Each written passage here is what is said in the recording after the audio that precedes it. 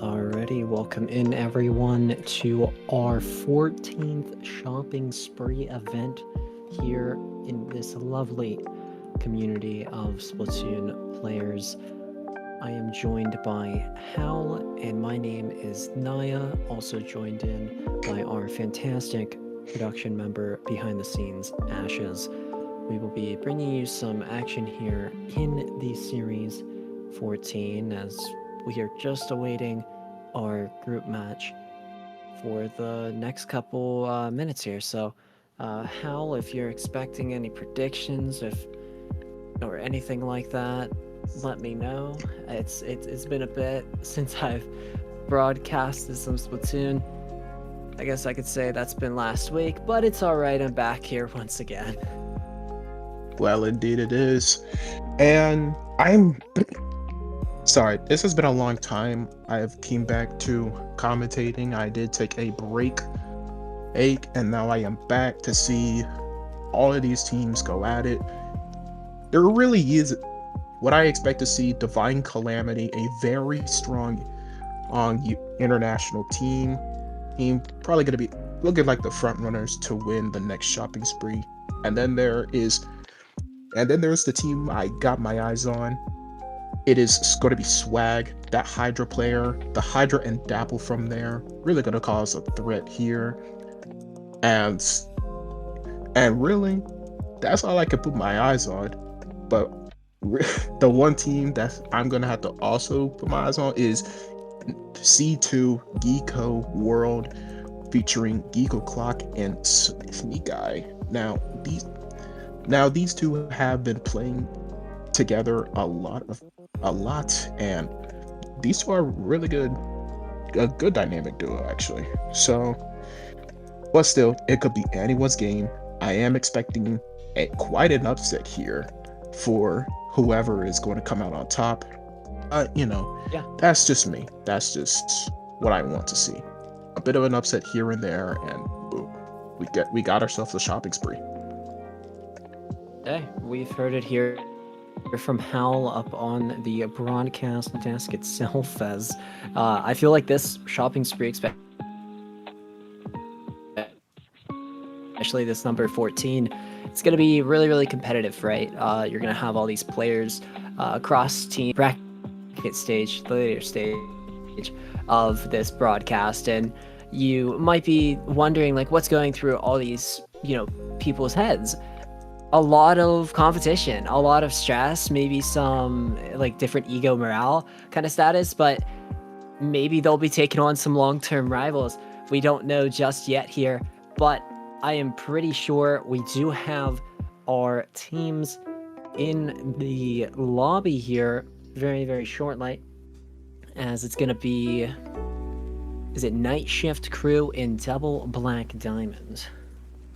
And yeah, these two teams, I have not heard of each and every one, but still, I am down to see which team is able to come out on top of this one. They're both going to be facing that first seed, Divine Calamity. As I just said, is a pretty powerful team. They do have that E leader over there, which is said to be a problem, but yeah, it's going to be anyone's game here. We are seeing some matches already going on. And Low Ink, and I would also like to point out, Low Ink just ended. Low Ink just ended, and that was pretty interesting as we get to see teams that would normally be banned play. But again, that is just me. That is who I. But there are some players that come from Low Ink to play in this tournament. That's just really surprisingly how they transitioned from an EU tournament to an NA tournament, and it's just wow. I'm actually surprised. So, but still, we are able to see which team is coming out on top. The top two from each groups gets the gold bracket, while the bottom two goes to the silver bracket. But still, and this has got my eye. Flame Runners. Yes, the logo is a funky flame runner. And oddly enough, I don't run when I play Mario Kart Wii, I don't run Funky Kong Flame Runner. I run Dry Yeah. Bowser Flame Runner. And really, it's just proved to be quite troublesome when I play against family or any other type of fact. Yeah. Wow. That's given me like flashbacks. Okay. I mean, I know up in my family they call me the Tom Brady of Mario Kart because I'm just winning everything if we're playing Mario Kart way. But yeah, Flame Runners being a team up in here. We also got Reef Larpers, funny name. But I do want to point out there's a team from last week that is up in this tournament. Hashtag Swag. This team could have almost won the tournament last week due to their wonderful performance. I think this week, especially here up in the shopping spree number 14, it might be their time to shine and possibly get a championship underneath their belt. So, Hal, I'm very much expecting them to kind of go far up in this, have a good group stage, but there's all those other teams, right? And I bet those other teams are going to try and find some answers on hashtag swag from seeing them play that last week. Yeah, and hashtag Swag is led by their Dapple player Dorado here. And I played against Dorado in scrims, and he is proven to be aggressive, but that's not the only power player you're going to be seeing. It's going to also be Fiend on that Hydra here. And Yeah. Hydra is a really non-common pick when it comes to finding a backline. You normally want to opt for a charger or a zap. But no, you're going for a Hydra, which is kind of a stretch, but it can really be a problem with really good positioning. And that is what we can see from the Hydra player herself, Hydra player themselves. So yeah, it really I'm really stoked to see the Hydra come out here whenever we're going to be casting their match. So that could be happen sooner or later, and it could very much happen. So Yeah, I'm also very much excited just to see what's going to be going down up in this whole entire tournament alone, right? We got a couple newer teams coming up in, maybe different names, maybe same rosters, who knows? It's going to be pretty interesting just to see. We do have, I would have to say, 5 groups. So out of those 5 groups, just like how you said, the top 2 in the group advance to the gold, and the bottom 2 advance to the other bracket. I believe it was silver that you said. So yeah, it's going to be a interesting one here for this shopping spree number 14. I know that I'm very much looking forward to this upcoming match, which we are still trying to get up into. But while that's going on, we have another Group B match getting decided in B1.2 with Star Rage and Sleepy Squids. Sleepy Squids up on top there as they are the higher seed, but we know that whenever it comes to a lower seed and a higher seed matching up, the seed number doesn't matter. What really matters is the mechanics and the macro that the players provide during the esport or the game. So Star Rage currently losing that series right now into Sleepy Squids. Jumping over the Group C, we have no Thunder Storms, please. I wish I could have said that today because I already had some thunderstorms break through, but Flame Runners as well. They are both 1-1 right now in that C at 1.2 Group C stage of that round 1. The next couple matches, actually, hashtag swag just getting a dominant victory here up in this Group D round 1. As now they're just waiting for round 2. I mean, this is really, really incredible. All these matches going pretty quickly, huh? Yeah, they're all going the matches are going pretty quickly, but the one we're set to cast hasn't started yet. But it's fine. It's fine.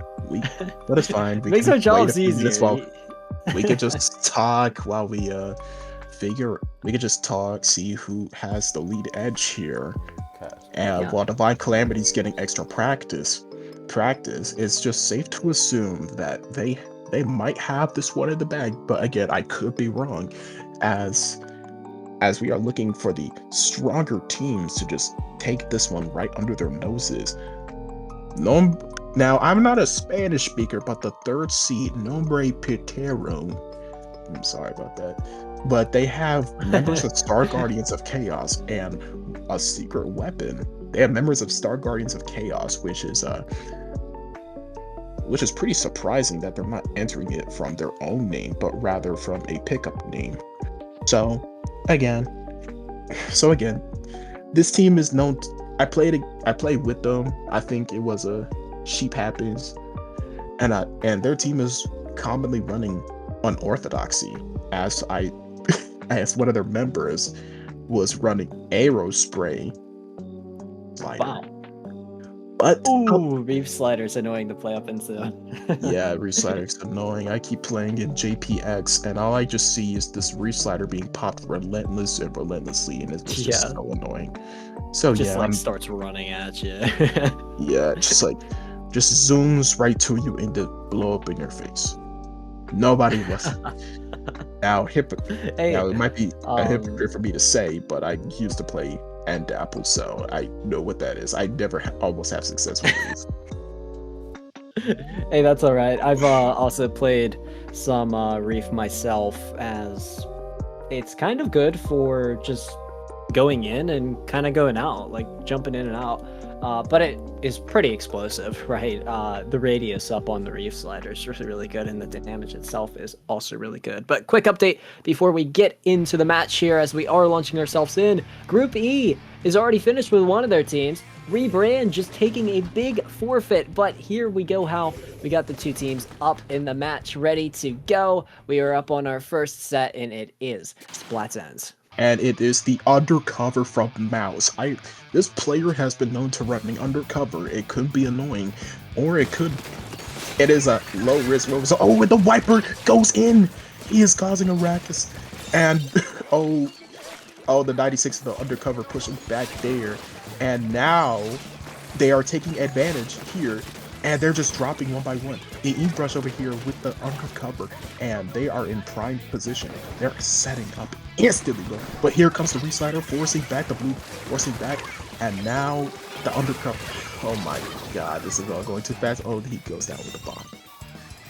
Yeah, and this is quite incredible. Now you have ESM24 Respeckin using the special as they are. But Nozzix getting picked here. Blue now taking the rotate. Squid Kid up on top with the long range sights.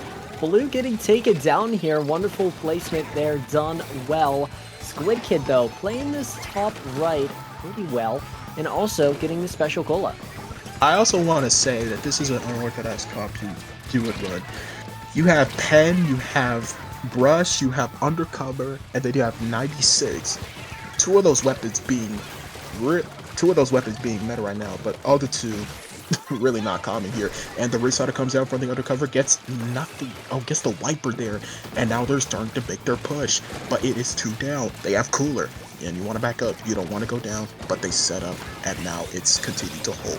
While that brush is over here doing the job, and that Ooh. might do it. Wow. Yeah, it has fully done it here for Night Shift Crew. They start this Splat Zones for themselves here. They take a 1-0 in the series currently against Double Black Diamond, which we did get to see Double Black Diamond have a little bit of chances there up on the early engage, but they did unfortunately shortly fall into the hands of Night Shift Crew, which played a lot more aggressively and better positioned in the way that Double Black Diamond were just trying to play themselves. So absolutely well done here to play the zones well if you are Night Shift Crew. But yeah, the composition that Night Shift Crew was running, well done into Double Black Diamond's comp. Yep, and I ate my words there, seeing as it is. I ate my words there because I did not expect Night Shift Crew to pull out a win there, but anything could happen in this. But anything could happen in Shopping Spree, in any tournament actually. Yeah. So it is safe to assume that it's safe to assume that I think Night Shift Crew might take this one, but but nonetheless. Hey, I'm just gonna be silent because I did eat my words there. So really, anything can happen.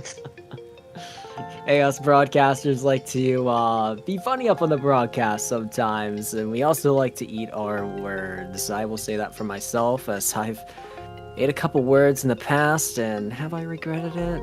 Sometimes, but have I enjoyed it? Absolutely. Because, hey, if I eat my word, don't I get a feeling of fullness after that? It's kind of like a dinner plate right in front of me, and I'm just, grabbing it. But, yeah, Night Shift Crew up ahead here. We are taking on Tower here for this next one. And right after that, we have Rainmaker. So it's going to be interesting to see if the C10 Double Black Diamond can get back up into this show, as ESM was a storyteller there. You also had Mouse doing a really good job, Velvet, the whole entire team of Night Shift Crew proving that they could rotate a lot more quicker there up on that Splat Zones, Barnacle, and Dime. But Tower coming up here next, Al. Yeah, it is Tower Control on Hagglefish.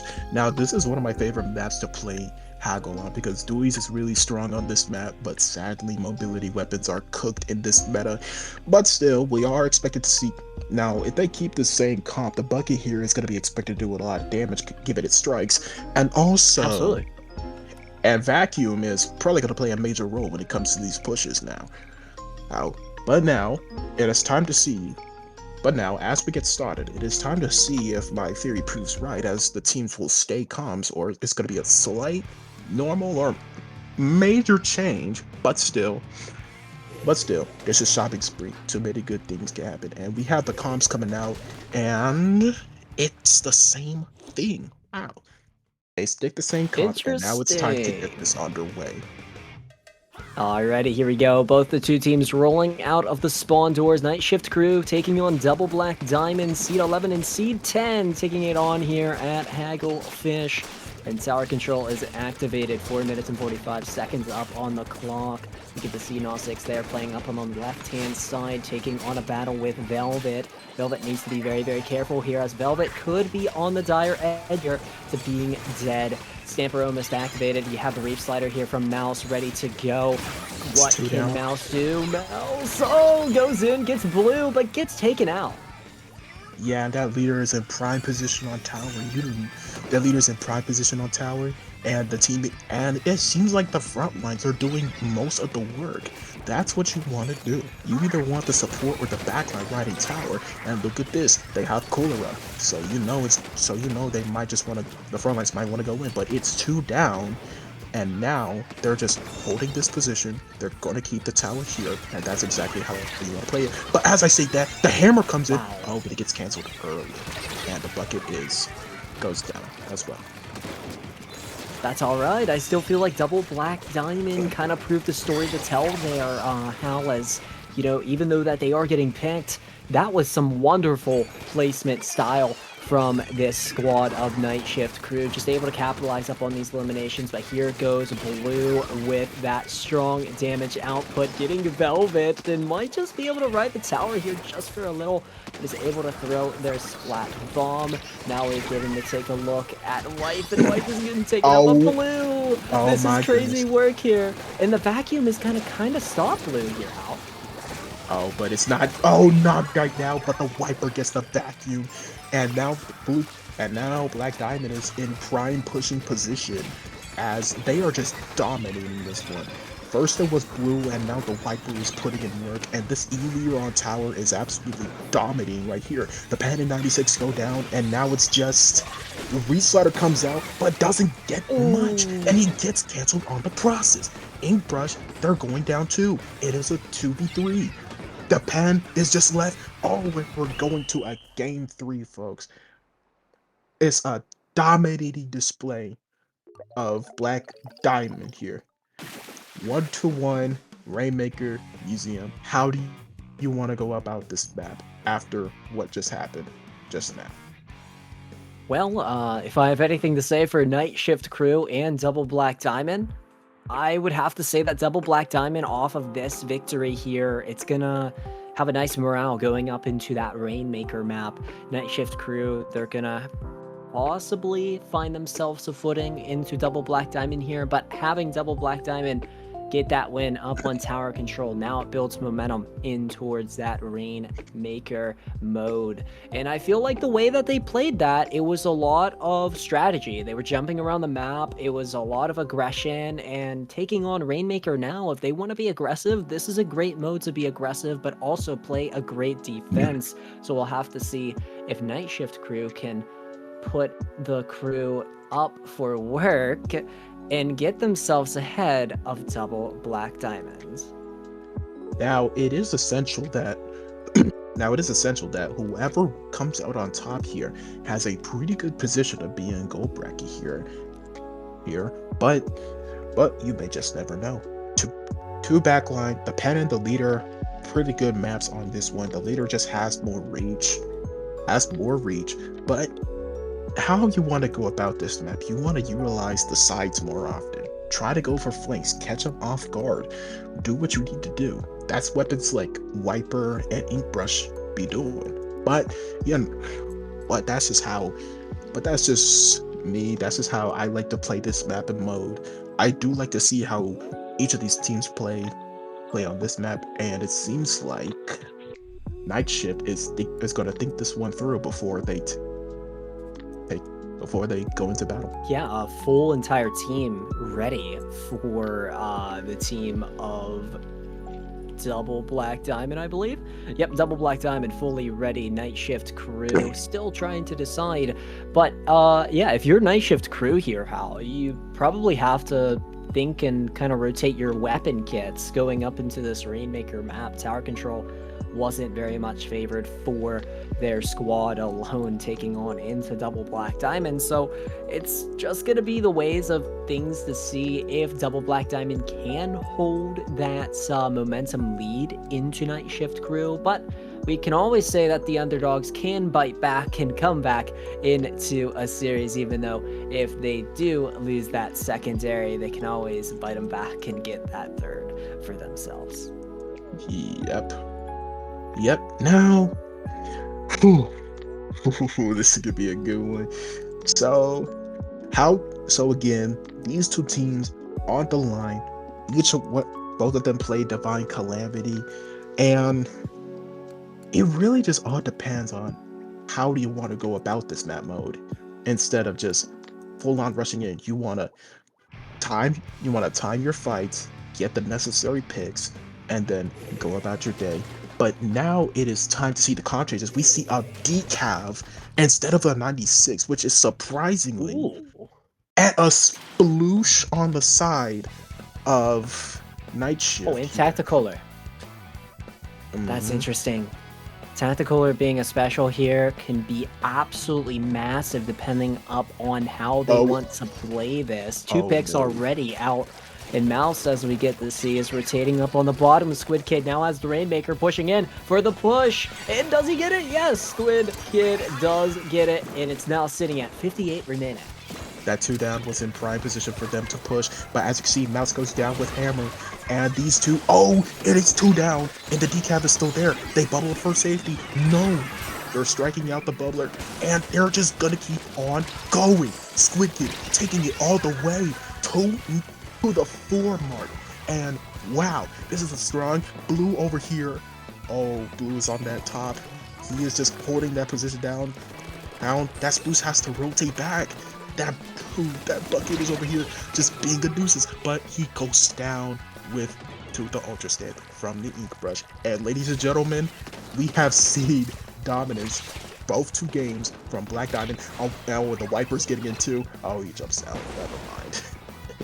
Alright, and here we go. How Night Shift Crew now gonna have this Rainmaker reset for themselves, as they have their whole entire team basically dead except for ESM 24. But take a look at that now.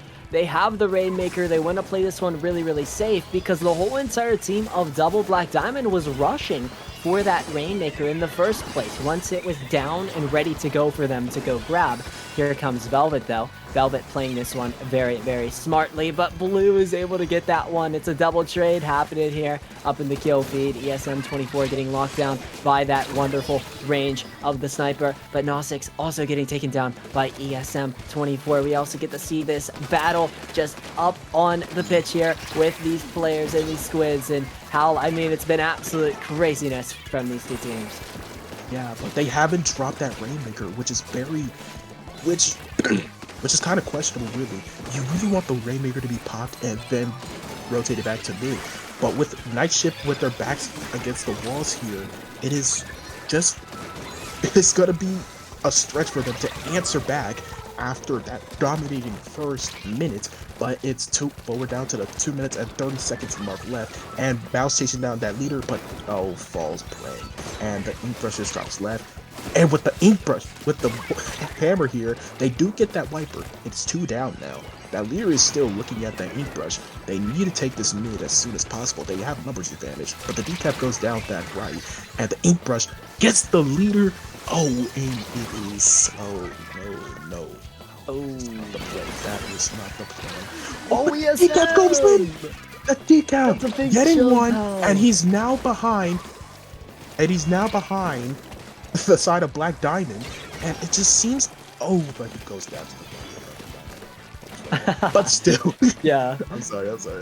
But still, that bucket is behind. They do trade with Ink-Brush, and now it is just dominating. They're just holding there. Yeah, it's absolutely dominant for this squad here. But let's see what Night Shift crew can do, as they are probably going to move this one forward once that one gets to the last tick. But the Rainmaker is actually reset here, so they're going to have to try and force themselves back up onto the mid. Here goes Mouse. Mouse wants to get really, really aggressive up in this. Stamper almost up online here for their special, but they're getting taken out. Here goes Blame up on the side of Night Shift crew. What can Blame do? Just playing safe, using their secondary. But take a look at that Stamper getting very, very aggressive there. Velvet playing that one very, very well. And now you have Bugas. Let's see what they can do. No, getting actually picked. And the Tacticaler is actually pretty smart here, because Velvet is playing around that, rotates well, still is alive, and now you're getting to see Blue dead in the kill feed. Yes, and we're going into the final minute of the game. But it has been irresponsible fights coming from the side of Night Shift. They have been making solo plays, and it is safe to assume that the more disciplined team is going to take this one, which is Black Diamond. But they do get that bubble up, and they're going to get that first checkpoint with the bucket behind them. And now the decaf is looking at them, and now they're going to get pop here.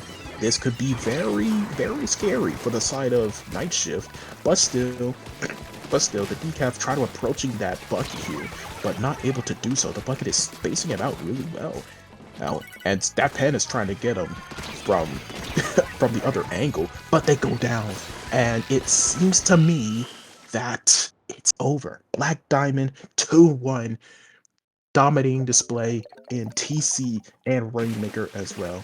We have seen it all, folks, and they. Well, absolutely incredible. Yep. Sorry to cut you off there, but Seed 10 being your victorious here. Double Black Diamond able to take the win here over Night Shift crew. I wouldn't be too surprised if these two teams were to battle it out again, possibly up in the bracket stage, but I would like to see it. Night Shift crew definitely gave up their all here into Double Black Diamonds. But that finishes up our round 1 match of tonight. Now we move on to the round 2, and I'm just expecting who now we're gonna cover. Yep. So.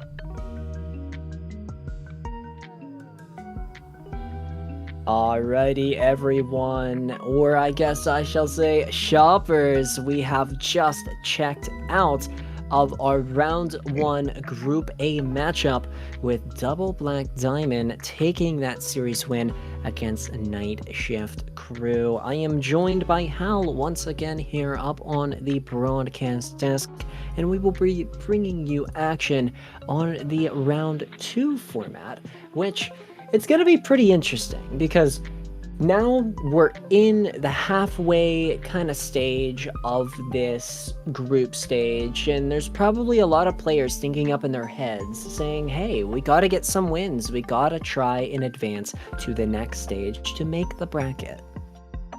Yep. And as you can see, two of these teams going at it, it is going to be Geeko World versus Star Rage. Now, I did highlight Geeko World as the 2 seed, up saying the 52 and the Charger, really much of a dynamic duo there. These two are going to be a problem. And it seems to me that they have a Dread Ringer on, and now it's just a matter of time as they're going to get support. And they do have a Stamper as well on the side of Geeko World, so you are going to see most dominance from that. We are seeing Star Rage here. Pretty good team. Really, this team is really just under the radar. You'll never know what they're gonna do. So it's pretty safe to say that these two teams might go at it. These two teams might be tied here, but nonetheless, I could be eating my own words here. But still, it is safe to say that it's going to be a really good match. And for our first stage, it's going to be Zone's Crab Leg. Ooh, Zone's Crab Leg, and that's gonna be really, really exciting with a seed number 2 and a seed number 12, which Star Rage is the 12th, and Geeko World is that seed number 2. Obviously, you hyping up Geeko World. They are that seed number 2. They are very, very familiar with the game here up in this tournament, but I do just want to say Geeko World probably going to have the upper advantage here as we launch ourselves into the Splat Zones here. We are now checked in to our round 2 matchup of this group, B 2.2. Oh, and Sneak Eye gets a sneaky pick on the shot, but it's stopped by the bow here. And it's an early bubble up, which is very surprising to me. I did not see this come. They're running, it seems the star of this the side of Star Rage is running bow with S-Blast and shot. Now it is with also Junior. Now it is to say that it's pretty unorthodox. You normally want to run bow with Zap here, but nonetheless, I decided to sit back and watch this team cook. And it is safe to say that this S-Blast is going to go down to the pencil, and I was just the Junior here trying to jump out, and they actually do. And now they're in prime holding position as that Dread is underneath, is holding that left side with Reef Slider in case they decide to push it. Interesting stuff here from both the two teams. Let's see what Astro can do here. Reef Slider going up in. Oh, it's Bozo. Snowman doing well, but Astro with the bomb themselves trying to do something. Astro still trying to provide some great damage radius output, but there goes Astro rotating to the back end and does get the pick up onto Snowman. So absolutely well done there from Astro. Their main source of pain is gone in terms of the Dread, but now the shot makes an aggressive play on the pen and takes that out. That's going to be huge for the side of Star Rage, but they're not taking advantage of it, and that 52 gets that shot, and now the bow goes down, and it seems to me that their holding is just relentless. That Junior comes in making a play, but it's house invasion as the Stamper gets the kill on the Junior, and the victory slider out of the Dread will seal game 1 for Geeko World. Yeah, as you just said it there, Geeko World able to take our Splat Zones there for themselves. Geeko World showing Star Rage who they are. But I will say Star Rage has had some good opportunities there just right off the bat to kind of capitalize up on Geeko World. I did see a few rotation mistakes, a few position mistakes from Geeko World here, but well done either way with the mistakes, right? You're still capitalizing and you're still going in, moving forward and getting those eliminations. Star Rage, though, I feel like it's going to come back with some rage. It's already up in their name, and I feel like they're gonna have some momentum trying to lead into the tower control if they make it there. But we have our favorite mode of Splatoon that everyone loves, Clam Blitz. Don't kid yourself. Don't kid yourself. But still, I can see I a said that for a reason why. reason. Yeah, you did. I'll give you that. But still, there's also a reason to why Geeko World is mostly winning at most of their fights. More than half, more than their weapons can space out the weapons of Star Rage, R-Rage. So essentially, they just had to play their range more often and try to space them out as the best they could, and boom, Geeko World is basically can win this one. But still, you get the idea. But it's safe to assume, but it is also to assume that this is Clan Blitz. Now, it is a more forgiving mode for either of these teams. The pen, I still predict the pen here might come out, the bow. It could be a comp change for the side of Star Rage, but here we go. Game 2, Clan Blitz, Ink Blot. Here we go with the two teams, Inkblot, Arc Academy. Let's see what happens here with these wonderful two teams already having Geeko World up on top over Star Rage, but there they go, launching out of the spawn doors. It's going to be really, really interesting up on how they play this range, but they got to be scared. Both of the two teams have the gals, and the gal itself can provide a lot of damage. Yeah, I don't see a difference between these two comps, but the 52 does go down. As we just saw. And the blaster over here is just taking a mid. The Dread comes in and tries to solo slide, but gets shut down instantly. But still, you do see that 52 come over here in their house, and they do get the opposing 52. And oh, it's a blink in the bats, and oh, it doesn't get much there as the stable does go down to the blaster. But still, it seems like Geeko World is going to first to take advantage, and just like that, they're going out to an early lead.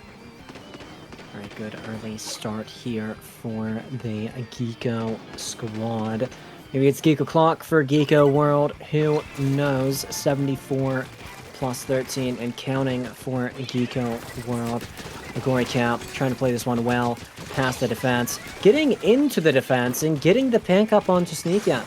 Agori Cap just rotating back still. Oh, you get to see the pick there. Bozo, well done with the elimination. But here comes the push here from Geeko World once again. Yeah, there's many things.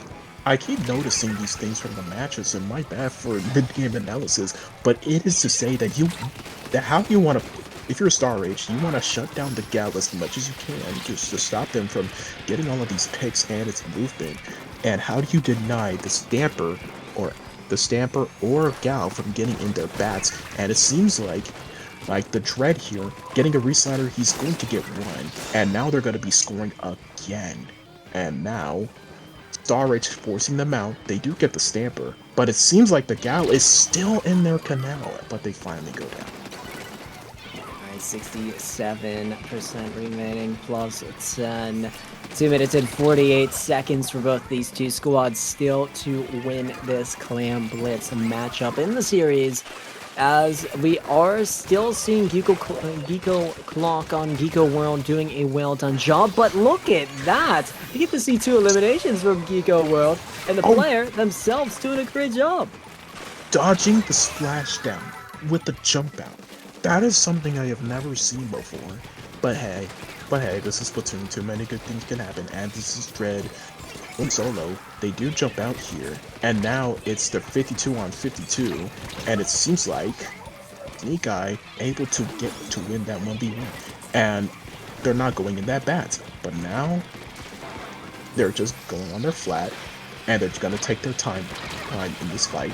When they go down to Astro and the Blaster, he does get 2 though. And he's able to push the Dread back, and so does the Pen. They're going to take this left side. Splashdown coming in, and it doesn't get no one. He does get the Pen though. That's huge. And now they're going in. There's 3 on 2 right now. Oh, but the Stamper comes in. House invasion again, and the Blaster is all shutting down that push. And also, as we are getting to take a look, getting picked here by Agori Cap. Agori Cap now playing a well rotation up into a Geeko World's team format. Both of the 4 players up on these 2 teams doing a great job rotating around this. But it seems to be that if you are Star Rage, you gotta just try and add some points here. Astro getting the pick. Astro doing a well done job with the blaster. Can they get more up onto this back end defense? Oh, Lanazu getting picked, and they also are using the splashdown, and it's a full-on wipeout here. Oh, and that should extinguish any last chance that Star Rage had of getting the push in. They were in prime position to score. I don't know what happened, but it seems like the Dread and the Pan are taking mid, and the Dread does get one with the bomb. They do have that Roof Slider that they are holding here, and this could be a problem. That 52 is going to score, and for 30 seconds left into the match, it seems to me that it's just a dominating performance by Geeko World, and now the 52 in their bats, but they were shut down instantly by the Blaster. Alright, Geeko World. The Blaster doing a really great job here for Astro. Astro pushing in. Astro going again. Oh, this could be really, really good for this team of Star Rage, but can they make it there? Reef Slider is activated. The special doesn't get much. There goes Bozo. Bozo gets the pick, but now you're taking on Astro. Astro needs this. Astro needs to put this one in, but Astro gets picked. Aztec, this is all you. Can you get there? I don't know if Aztec is going to do it, but the barrier is back up, pal, and it seems to be that Geeko World will be the winners of both of our 2 set modes. What a heartbreaker by Star Rage. What a heartbreaker by Star Rage, but by using Splashdown, they were able to clear out anyone that was camping the jump. But it was just all in vain, as by popping Splashdown, the ball was able to come loose, and they couldn't scramble it in time. They would have just tied this game and needed to get a singular clam in. But oh, that was just a heartbreak. Star Rage, you played well, you gave it your heart, but I'm sorry. That was a really good match, and now we're over here. And now we're just going to see, for the final game of groups, which team is going to take it all. Yeah, it's going to be absolutely insane. Geeko World being your champion here off of this round 2 Group B matchup of this 2.2 into Star Rage. We will see you guys very, very shortly for our next group match in the round 3. Stay tuned, because me and Hal will be bringing you that commentary action.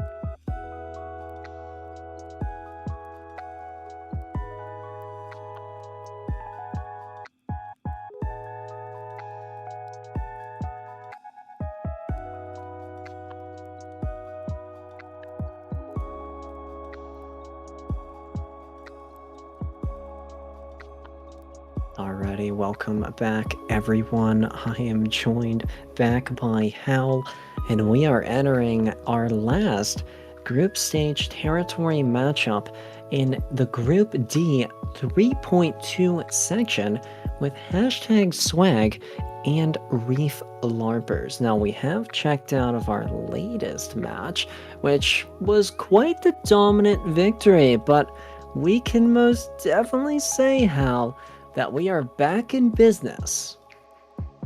Yep, and it seems to be that. Yep, and it seems to me that this could be a good match here. And just came back from a lunch break, so we should be good to go. All we're fueled and been ready for this matchup. And now, one thing I'm looking at for this matchup is the Hydra there. As I just pointed out, that could be a really big problem for the side of Reef Larpers here, which can really throw a wrench in their plans. That Hydra, again, with good positioning, a Hydra player can do really well and can be posing a problem here. And it's safe to assume that Swag might be the victors of this match, but I'm not going to look past that, even though I do have them, even though I do know some of the people. Reef Larpers here are a pretty good team. Reef Larpers, pretty good team, not to be underestimated with, but we are going to see some of these comps. And the Dreadreader comes out for Swag, and the leader, Scope Leader to be exact, and we're just going underway. All right, both of the two teams launching out here. Reef Larpers taking on hashtag Swag in our group round 3 matchup. Hashtag Swag has been up in these places before, having some dominant past playing performance titles in our tournaments here at the Macau. But let's see what happens here as we now get to see this one up in control. Reef Slider goes up in, and that one doesn't find much. The end zap is getting taken out, but the end zap can always come back. Yep, and that splash out is going to get that decap there. It is 2 down on the side of Reef Larpers, and that leader is set up on that right snipe there. And now now Swag's just holding back. But the brother comes in and gets oh my god. There's so much going on right now. The blaster is staying there but gets snuffed out by that Dread. And now Dread has Reef Slider. They might be able to pop it soon, but it could be Reef Slider on Reef Slider here, as Swag also has Reef Slider, and that Hydra getting another pick, as I just said, could be a dominating display from Swag. Hashtag Swag currently up in the lead here, 32% and counting. Reef Slider getting canceled, but take a look at that. They are playing it well up in the back end for their defense, with the Blaster finding one up onto Squib. What can the Blaster do again, as now they have the entry? Ink, what can they do? Oh, now they're able to back up, but they get taken out here, and this is back up in the ways of arms for a hashtag Swag. Now we get to see Fiend playing this upper advantage, and it's just gonna go well. Yep, and I'm still befuddled on how they kept the zone, even though they were staggering, but they do get the wipe out, and now it's just upper reset. Sticker getting a pick on that Brella here, and now he's just sharking on that left. The restarter does oh my god, that was crazy leaf. But still, it seems to be that the decaf is just putting in some work. They do get sticker on that right side, and now the Hydra is there, taking cover from the Scope Leader. No one gets outmatched. Let's see what Squib Kid can do here, using their special well, placing it right up in the middle. But there goes Sheba Swag, getting the pick up onto Salt Cute. Sheba moving up here. Oh, the Reef Slider finding Sheba, and that is just going to be them getting taken out here. The full-on wipeout coming in, and that's going to be the point flipped. It seems like the Decap and the Brella are taking advantage of this, and the Blaster does go down early, and it's just a bubble up on their side. And now they have Reef Slider. You don't want to waste it on something trivial here as that bubbler, but they don't use it. And now it seems like the Zap here, the Brella is still on their base, and they're going to rotate underneath that snipe where the Hydra is. And it seems to me the Hydra does get one done. Oh, and the Brella rotates back, and he does get the Zap, but the Dread takes him out, and now it's just the decaf. Absolutely well done there. Now we get to see Roboto back up on the aerial view. Two people coming right out of the spawn there for the side of Reef Larpers. My English, my bad. But hashtag Swag doing it very, very well with Fiend Let's see what Fiend could do, as that range has been well done from Fiend, but Salt able to flip this one back for the squad of Reef LARPers. That was a pretty good reef cancel, but Roboto is taking advantage of the space that was given. And now it seems like Veggie over here is gonna jump back to base. Because they have Cooler, that's a pretty good move. You don't want to die with something as crucial as that. And now they have Booyah Bomb. They're gonna gather their specials and they're just gonna try to formulate a push in the final minute of this match. But the Decav is still holding strong up on their plays, but the Brella does go down. And now the Decav is making a split decision. They are behind them, but they're going to... But no, they don't tap the zone. But they do get a wipeout, and now Swag is in a prime position to defend. They have to defend with their lives, bro. I'm talking, get the National Guard, get everything on this, please.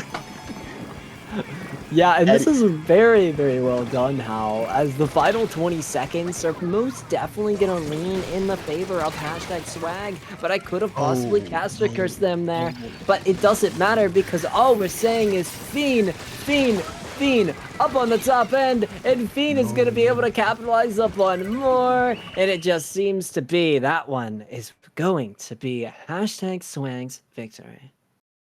Yep. Oh boy, that was just going by quick. Now the Reef Slider. Reef Slider is a responsible special. What you want to do, you want to wait until your team is accumulated with it, and then you want to pop it when it's the right time, and at least get a pick at the process. You don't want to pop Reef and then don't benefit anything off of it.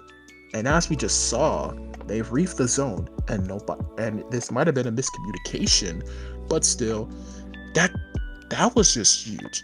Now that was just, I don't know. I'm at a loss for words there, but still, this is anyone's game. Too many good things can happen, and now we're going to Rainmaker Undertow.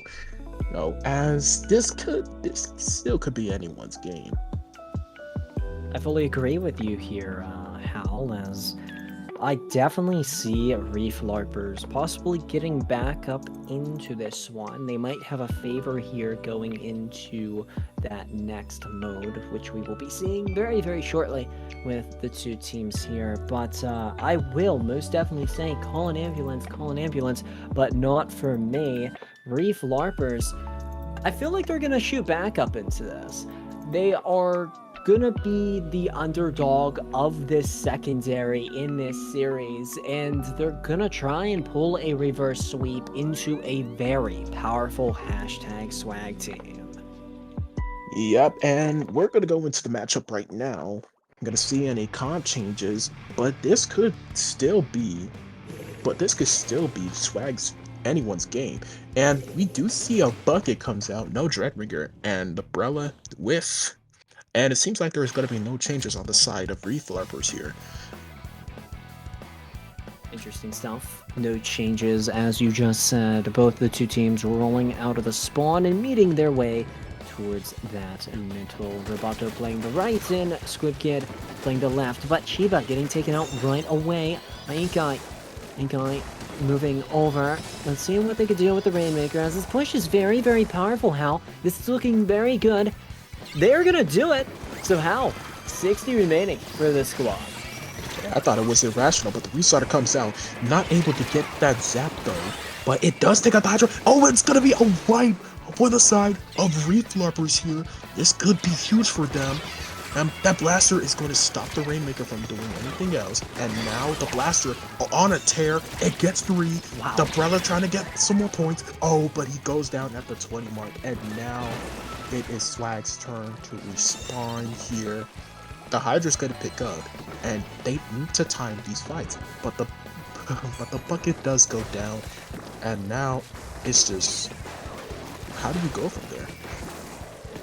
No, we might just be saying, watch out, because that Reef Slider's going in. Doesn't find much. The special's not there. But Shiba going back here.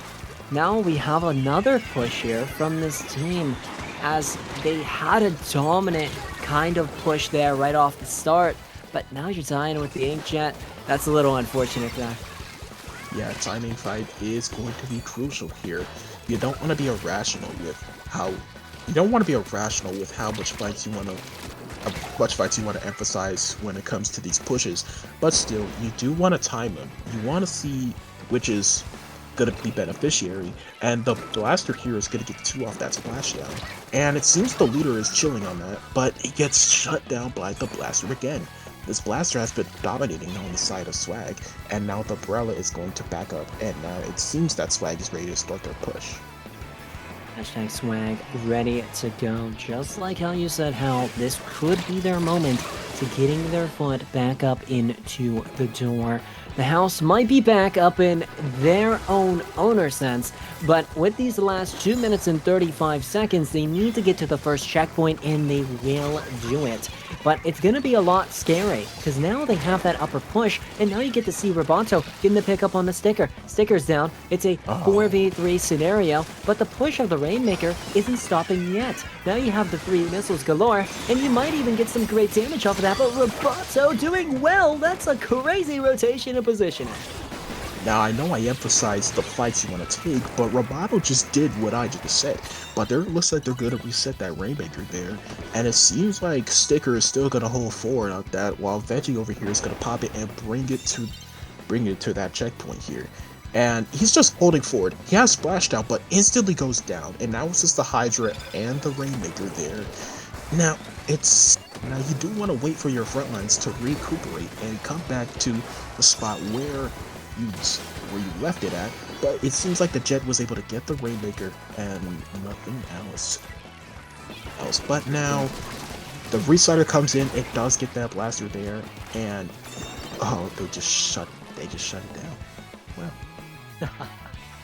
Well, I guess we can most definitely say that this one's still open for victory, as this one needs to go somebody's way. Booyah Bomb up online here from Fiend. We've already said it once or twice, maybe triple, but Fiend doesn't get the pick there. Maybe I was wrong, but it seems to be that this team with hashtag Swag, now they're going to be able to move their way, but they're going the opposite angle, and they get picked here by Roboto. Roboto has been really, really special with this just weapon kit and the way that they're playing here.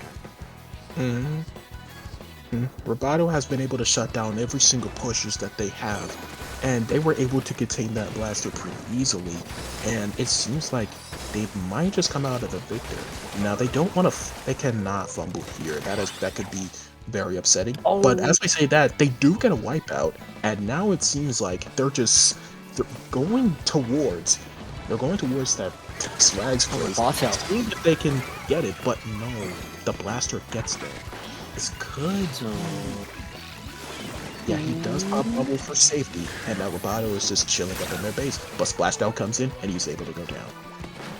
Rip Roboto, their final 6 seconds here. It's going to be the proof of telling if hashtag Swag can get back up into this one. This overtime push is going to mean everything for hashtag Swag to get a dominant 2-0 sweep in this one. Let's see if this overtime can prove it telling, as the Rave Slider is ready to go, and we know how dominant that could be for a special. Rave Slider goes in, misses Fiend, but Fiend is underneath half health, and it's just getting focused and focused. We can call that one a tad bit of aimbot, but hey, we finally have a 1-1 matchup now, and we're going to be going the way of a reverse sweep possibility for the Reef Larpers. Now, the Decaf easily earns MVP in that match, given it was just shutting down everything Swag was throwing at it and just able to hold its ground. It did take a while for Swag to finally get the Decaf out of there, but still, it's anyone's game, and they're going towards Clamblitz on Crableg. Now, two of these backlines do function pretty well on this. Is both these teams are going to have to utilize the greats, right? Especially that Hydra. If they take mid, it's game over. Or that E-leader, nonetheless. But still, it's just what we can see. It all depends on what we can see from either of those teams. Depending if... What's the word I'm looking for? Depending if each position on the map benefits them. Okay. Do we see a possible NZAP coming out here for their squad. I mean, it could prove a story for rotation if they're using tactical, but I'm gonna be pretty interested just to see what these two teams are gonna run. Right? It seems to be both of these two modes that have already been played up in this series. It's been really, really close, and both of the teams have been trying to tell us something here. As ourselves, yes, we are the broadcasters of this one, but it's hard to tell sometimes to see what these teams are going to try and do. But the NZAP is there, so I was right about that, but they're also still using some range too. So both the two teams doing a wonderful job, but there they go. They're rolling it out, and Clamblitz is finally activated for this round 3 matchup and game 3 matchup in our series here tonight. And as you notice from your screen shoppers, there is a bubble Hydra. Now, they could pop it to protect themselves, to get their teammates an edge, but they do have a cooler up, and this Zap is going aggressive. They do get that Brella, and they are actively on this chase on the Emir, but he just, and he gets the Hydra early, but the Zap is picking up, and they're going to take an early lead off that. Now, the game just started though, but Shiba was able to get that decaf, and now Reflarpers taking mid, and oh boy, they could strike back anyway. Both Blaster and Brella's up out there, but still, you get the idea. They talked about strike back. The Empire can strike back up in this one, remaining 100 and a remaining 80 plus 10 for this squad of hashtag swag here. Shiba Swag doing well there, playing the defense pretty extremely. But I like the way that I'm seeing this rotation here from Shiba. You're also getting to see Roboto in. This is interesting. You got the... Oh, you're just rotating up in the back. Roboto, you gotta be careful. You don't want to be going too deep up into their ends, because that might cost you a hit. Yet the Hydra has all the field of view. It is basically their eye in the sky, or in this case, eye in the grades. Now, basically, you don't want to get spotted by that Hydra, or it's just gonna like laser you down.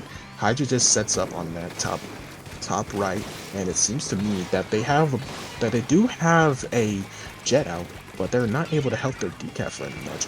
And Salt just jumps out, able to reserve for life, and that Blaster holding forward doesn't get Salt, but the teammates are able to clean up. 2 minutes, 45 seconds. We get to see the pick there, up onto Ink. Well done pick itself, but it's a 2v4 scenario, Hal. This is going to be very, very tough for this squad of hashtag swag, as now they're rotating back. They gotta play defensive. Roboto, as we're getting to see, has the special available, rushing this top end, places their secondary bomb, but Roboto has that high ground. That's gonna be a favor for Roboto, but Roboto's actually dead. I was wrong, a full-on caster curse, but a wonderful shot there from the range. And now we're just gonna see them both fall back here and reset. Shiba is taking over this match. They are utilizing the range of their bucket, and they were able to kill Roboto easily up on that top left here. So it is just, now they do have strikes. No, they don't, but still, you get the idea. And now Bean is able to laser down that decav, and they're in that prime position as I talked about. But the Elia not able to kill that, and now it is just scoring for swag. And they're gonna take advantage of this, and now it is just getting it down. The bubble comes out, and this could be dangerous for the side of Reflarpers. Yeah, this is getting very, very scary here, Hal, for the Reflarpers. Maybe they've LARPed a little too much, because hashtag swag is only so much few away, and that's a big wipeout for hashtag swag, as Reflarpers, you are going down, and hashtag swag, they're moving on. Yep, that was oh boy. Reflarpers just needed to figure out that bucket.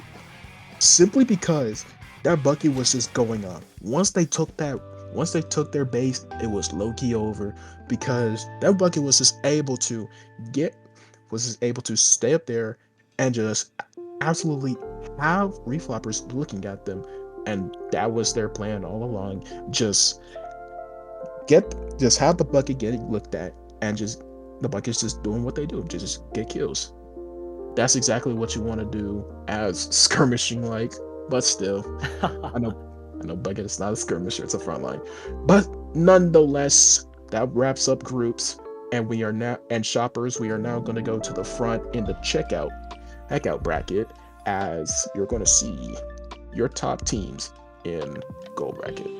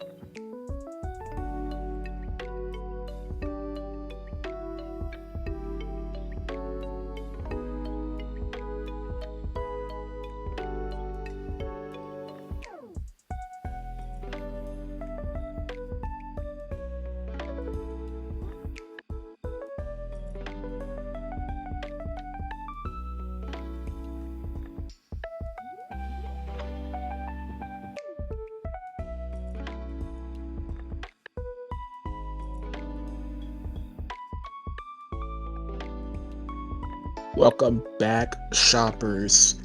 It seems that one of my coworkers here is out, and with me here is now Veggie here of Swag. which raises a lot of questions for y'all. But yeah, I'm Hal, and you are. And I'm Veggie, and I quit playing the tourney to commentate, so I'm very happy to be here. Lovely. Just love it. Anyways, we're up here in the checkout.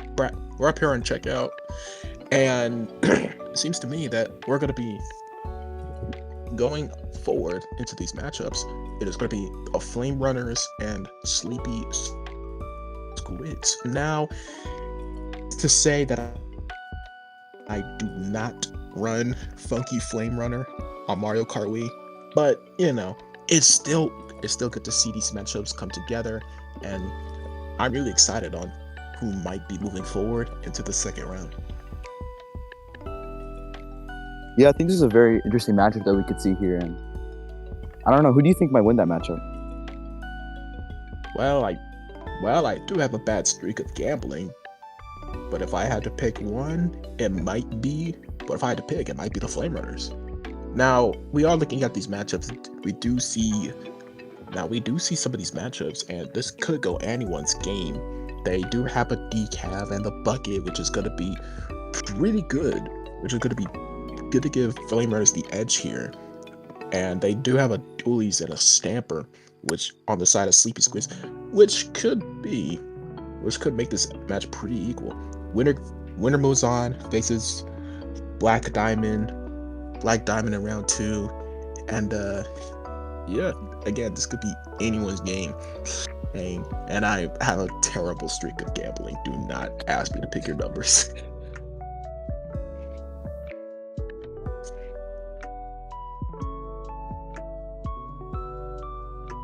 And I'm not too familiar with some of these players, but I do recognize that Sleepy Squids has an Explo. How do you think that might change the comp that their other team might run to counteract it? Well, Explo is basically a weird weapon in this case. It's a very back midline-ish weapon. It does go for chip damage, and it runs pretty well with dive comps, running it down for the front lines to take advantage of this. But still, with how you want to play Explo, you kind of want to just sit back and let your weapon do all the work. Just slosh around and try to just slosh around, hoping the front lines can capitalize off of it. And now I am curious to see. I do see a dualies and a stamper and an Explo on Sleepy Squids. I am curious to see what their fourth might run. Something to keep their front lines forward, like a cooler weapon, some sort. Zap and try, those things are up. But nonetheless, I am down to sit back and watch these two teams go at it, and we're gonna see the comps come out. And oh my god, round 1 is underway. We are gonna see the comps come out for either side. It seems like Flame Runners is going backless, and it is the Dynamo from Sleepy Squids. That was a very interesting decision there to go backless. You don't see that a lot in comp, but we'll see if they can take advantage of that. Yeah, with the backless comp, you do want to prioritize fighting a lot, which is basically straightforward and being aggressive. The double sword from the side of Flame Runners here, and they were able to get 2 down. The decap and the 96 go down, and Shades over here fighting with the Wiper. They are spacing him out a little bit, and they go down to the 96. They do have that cooler up, and this could be the push that gets Flame Runners going. Vacuum comes out. Isaac 4 over here trying to pay zone, but he does go down, and this could be bad. Looking like a failed retake here. They can't really seem to capitalize off of the back. And there's minimal movement from the decav, not being able to get out. And they are spacing him out pretty well. The hammer from bottom left, and now it is Flame Runner's turn to hold here and see if they can put some points on the board. Well, that comes out, and one jumps out. And look at this. Backless comps, they're prioritized. Flame Runners is prioritizing fighting And that is the thing with the backless comp. That wiper is up there putting in that work, but they do go back for that cooler there. The crab tank comes out on the side of Sleepy Squids, and if they are able to find something, no, ooh, they almost got one, but it seems like the wiper goes down, and Try goes down on the side of Flame Runners here, and Mittens on top of that grate, able to keep this, and Sleepy Squid's able to keep this push going, but the vacuum comes out. Now, this is normally a Stamper's job just to take out that vacuum, but it seems like Shades had the idea, but the execution was a bit off.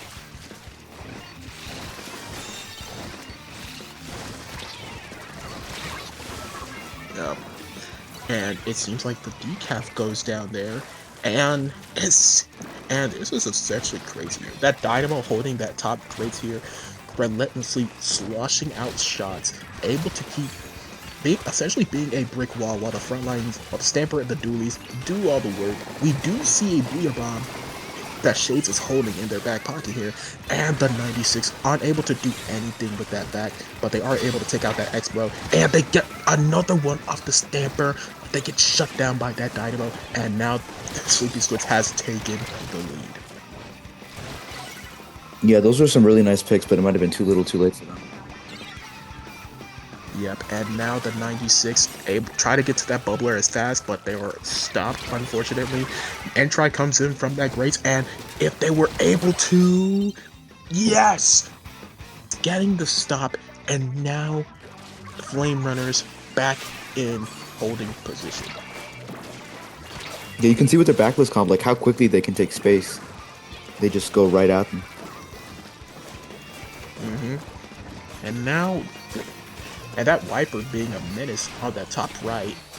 They do have splashdown, so it was a good idea not to use hammer here just to move forward with it.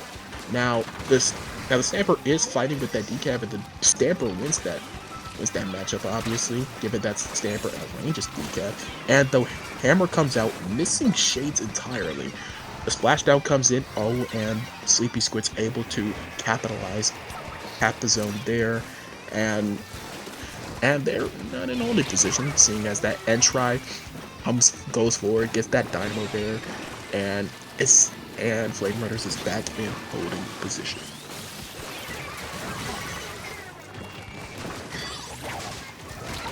Oh, these are some nice picks by the 96, but the 52 does get them.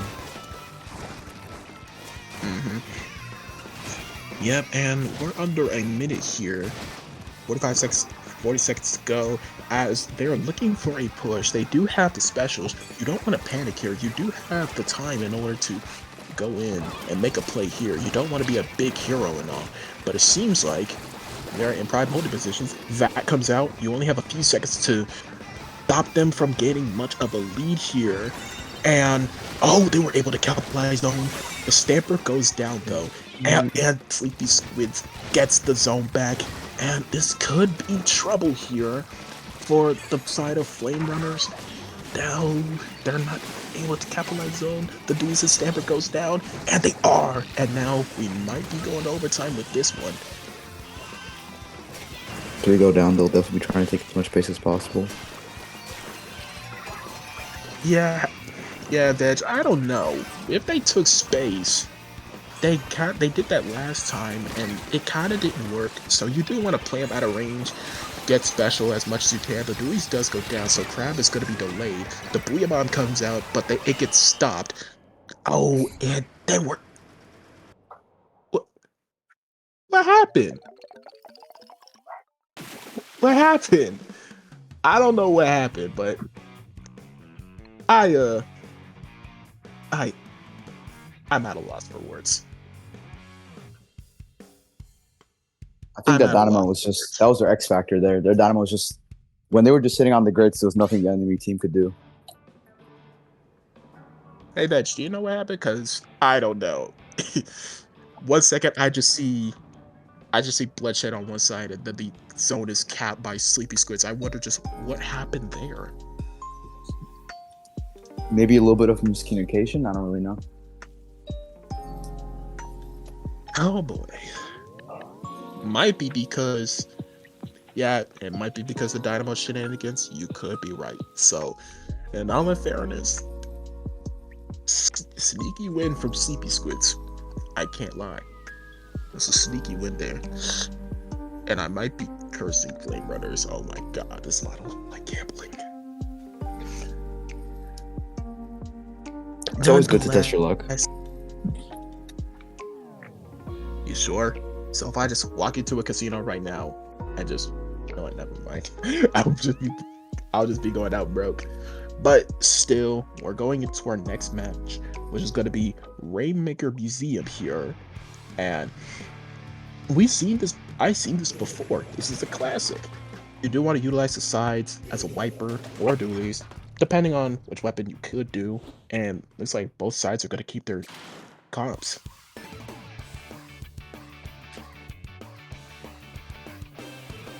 I'm just now realizing how much swim speed that 96 is running. Oh my goodness. 3 mains. They're going fast. And with just a blink of an eye, Flame Runners are 3 down, and it seems like Sleepy Squids are taking advantage of the numbers, and they were able to cap the checkpoint without no one going down there. The Expo just shooting, letting their weapon do all the work. They do have Splashdown, and it seems like they have that bubbler up, but they don't know when's a good time to pop it. Maybe right now because they're getting pressured. Oh, and the decap does go down. Viper does have hammer, and they're able to get pressure, but the Splashdown was brought out, and Stamper goes down here. They do have the hammer. The Dynamo does get him though, and the Dynamo's back to base.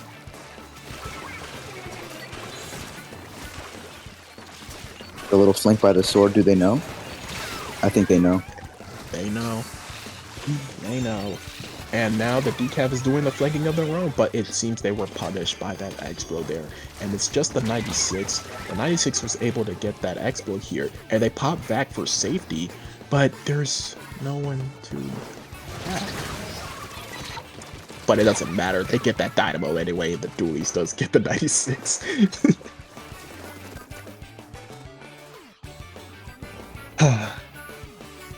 Back to even and only a very unstable 1-point lead. Yeah, both of these teams do not like does not like their own lead. They want to push for more points here. They want to try to see if they can get more points just to extend the lead. They have a chance with this VAC, but it gets shut down instantly. And tries coming in, but just instantly gets shut down by that Expo and that Stamper there. And the hammer gets stopped. And now they're setting up camp with that bubbler. The Stamper does get the decap there, and it seems like they're trying to get VAC as fast as they could, but they're unable to. But it seems like they are. That their 96 is gonna go in mid, and he's just gonna survey at a survey at distance. But now they pop VAC for that crab tank, and now it's they unleashed it, and oh boy, they're all backed up. This could be Flame Runner's chance. Oh, nice 2 picks. 3 do go down, but they do have a splash, so they need to be careful. Oh.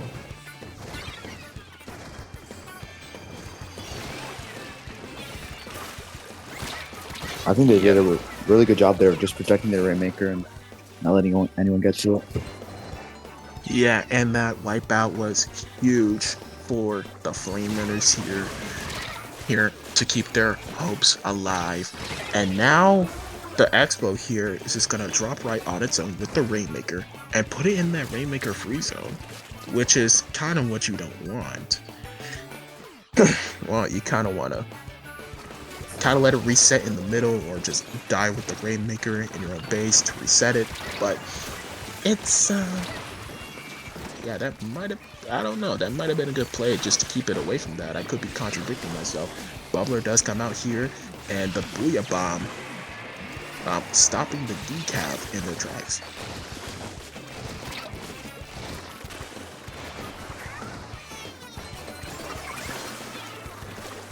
They are cooler, so they could make a play here. But I don't think they really need to. Yeah, all they have to do is play defense, and now they are pretty good in this situation. But the Antri does have Flow Aura, and they're just not popping this. That Dualies was sharking, but they jump out. I just sense the danger there. And now it's just Flame Runner's map. They're just holding this. They are doing what they can. They have all, and Sleepy Squids does have the specials. They need to push into mid, but that decaf making a sneaky play on that Stamper there. They do pop a Bubbler, which is in the most arbitrary position, and they do have the time. Three go down on the side of Flame Runners, and now all they just need to do is pop this, and they have a chance to get the lead here. The Expo does pick up here, but the Stamper does go down. There's 2 down, and the decaf is pushing forward, but gets traded off with the dualies. Yeah, they just need to be patient here and wait for their teammates to go with them.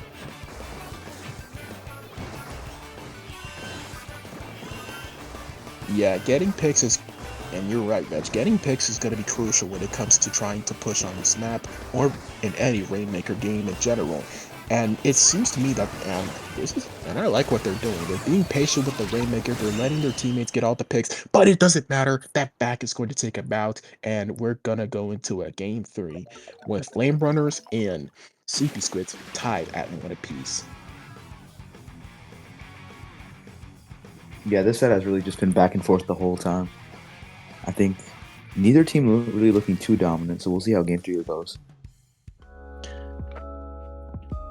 Well, yeah, Vetch, they're evenly matched there. And for Game 3's map, we're going to go to Clam Blitz. We're going to go to Inkblot, and the mode is going to be Clam Blitz now. Aside from who has the edge here, I really can't tell. Originally, my pick was Flame Runners, but now I am unsure to see who comes out on top of this match. It could be anyone's game, really, but still. No, I am really curious to see who comes out on top first. Yeah, me too. I really just think it's anyone's game. I wouldn't really know who to gamble on right now. Yeah, you would not have to gamble on anything. I mean, I'm not a gambler, but still, you get the idea. Just all here to have fun. Get to see 2 teams go at it, see who gets the ultimate prize. And now we're on to game 3, where it could be anyone's game.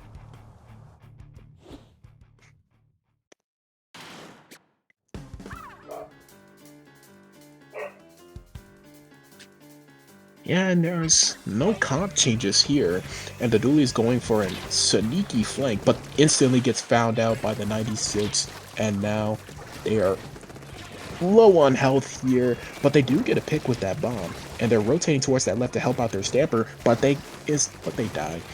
And now the decaf here is trying to dodge fire from the dualies here, and it seems to me, they do have Vag, but not enough claims to make the push happen, so it's pretty smart not to pop it. And 3 go down on the side of Flame Runners, and the Dynamo is right up in their base. They're right where they need to be, and they have Aura off of that. That's huge. Oh, but they missed! They missed. Can they recover it? Oh no. Oh no. That is not what you want to happen, but nonetheless, they are still up in their base, so they could have another one. It was very lucky of them that they missed. I'm sure they're thanking the Splatoon gods that happened. Yeah, and that hammer comes out. Viper gets punished for that, and it's the 96 is sharking on that top grade. They do get found out by the Expo, but he goes down. But the Expo does go down. The Dynamo is able to get the 96, and they were able to get Cooler up and hold mid for their teammates to respawn and come back in.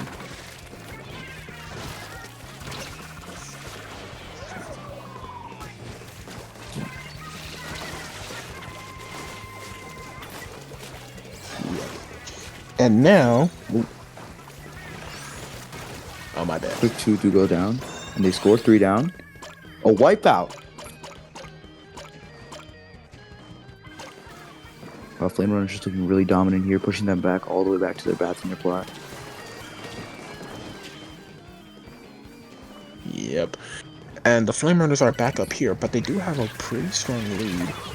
lead, 25 points on the board. Really good for Flame Runners, as the Sleepy Squids now have to respawn on. And it seems like Flame Runners are gearing up for another push, and that Fizzy Bomb was able to take out that Dynamo, while the Entry is going left to pinch it down.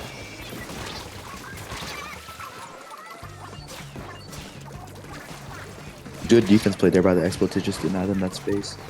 They still have pressure there on the right side. Yep, Crafting comes out.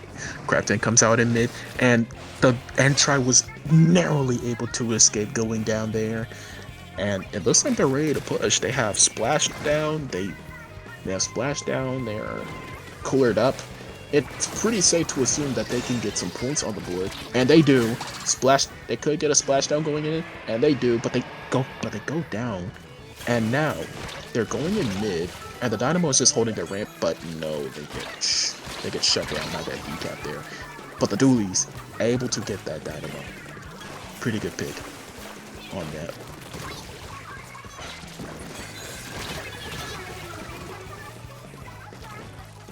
Did you do anything?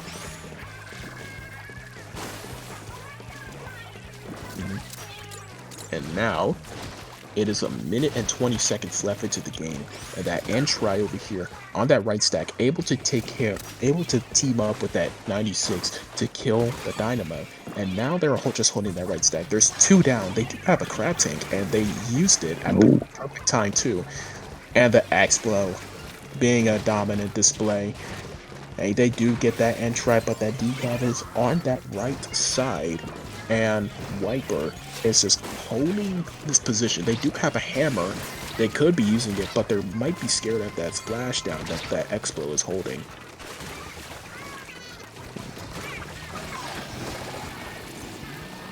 And what do you think that Flame Runners might have to do here to keep their lead in the last 30 seconds? Well, Flame Runners will have to play the most immaculate defense.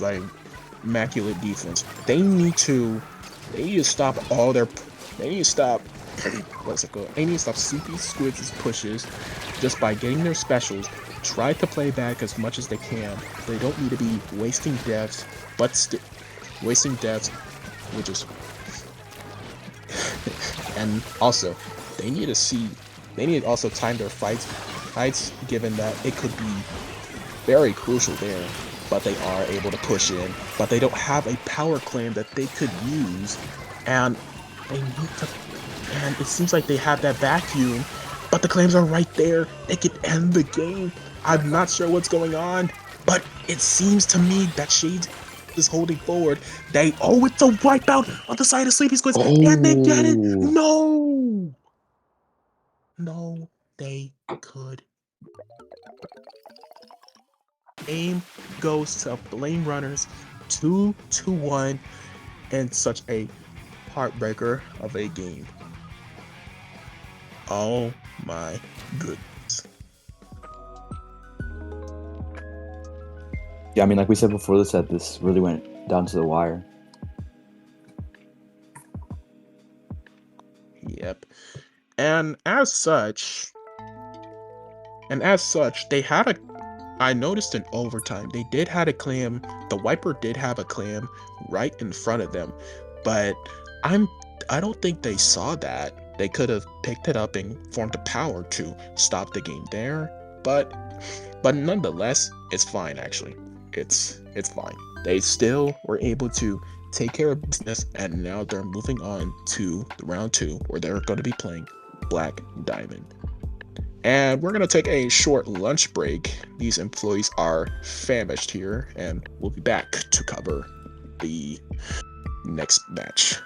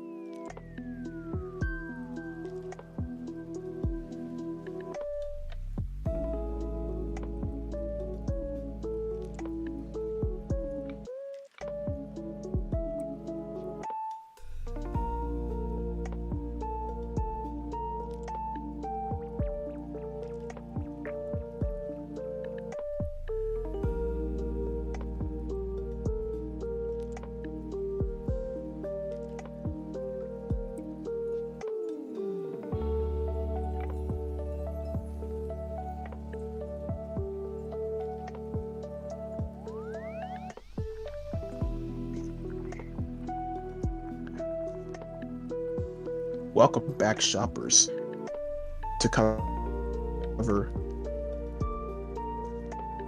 the second round of. Anyways, for this matchup, it's going to be featuring Geek O World versus Reef LARPers. Now, Veggie, any thoughts going into this matchup? I know that they do run a leader, usually a leader or pen on the side of Geeko World, so that might be a very dangerous threat during the match. Yeah, well, it seems. Yeah, well, Reef LARPers do run a leader, as I just saw in the group stages. It could be leader on leader, and it could be very dangerous for either of the teams. But we're about to get started. The first match is going to be zones in Mako Mart, and oh boy, it is. And the air is tense. I would say that.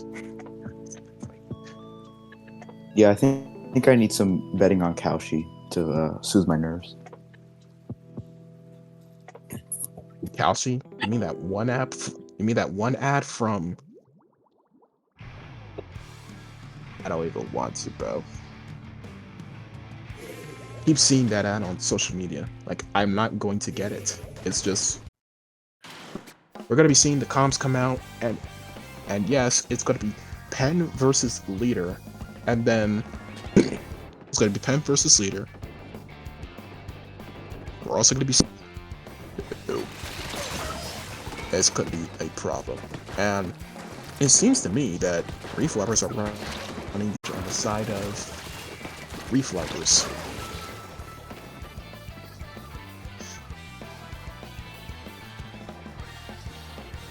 Yep, and it seems to me that Reef LARPers are in prime control as they're going. That 52 is going to go on that flank, and they're they're gonna get some value off of it, but not as. Yeah, I did see that Reslider come in, and it was at 52 taking their base, and now they have to get this 52 out of there, or it's not going to be easy to retake on this map. A Reslider does come out, and the 52 does punish that. The Jet does come out there. They're looking at that 52. Whales do come out, and that decaf on that flank with their bubbler, but they get shut down, and so does that Dread reefs in, and it's just, and it could be Geek's game, Geeko World's game. I can't lie. They do have the zone. It'll take a lot to retake. Yeah, and over. They're not going to get it, and Geeko World with the dominating first match, able to take game 1, and now Reef LARPers' backs are up against the wall as we're going to go into game 2.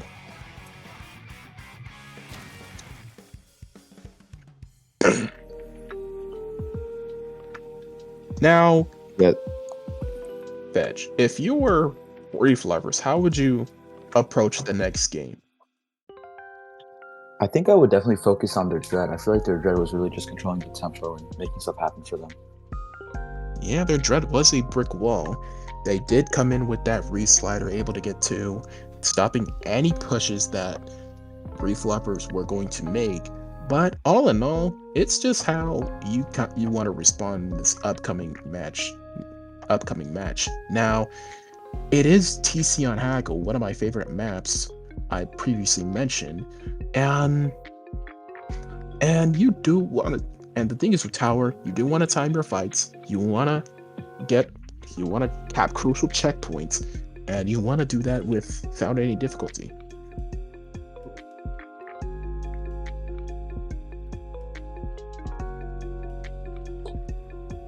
Yeah, Tower on this map is really interesting because you could see a lot of flanks on the left and right side, so we'll see how that comes into play.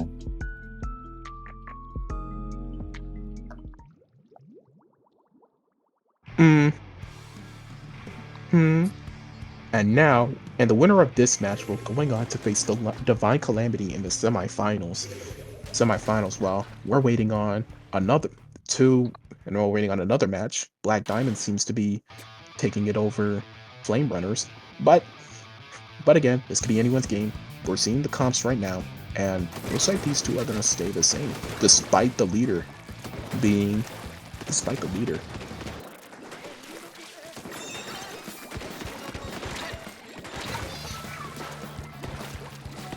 Yeah, and that blaster here being a dominant, not able to get that leader, rolling some evasive maneuvers, and that leader is remain unharmed. But that 52 taking the space, but they're unable to get that Umbrella, and Umbrella now has 2 down.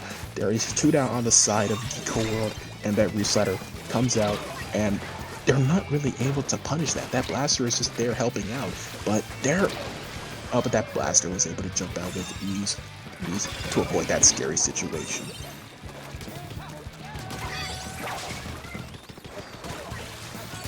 Beef 2 is just too fast, too strong.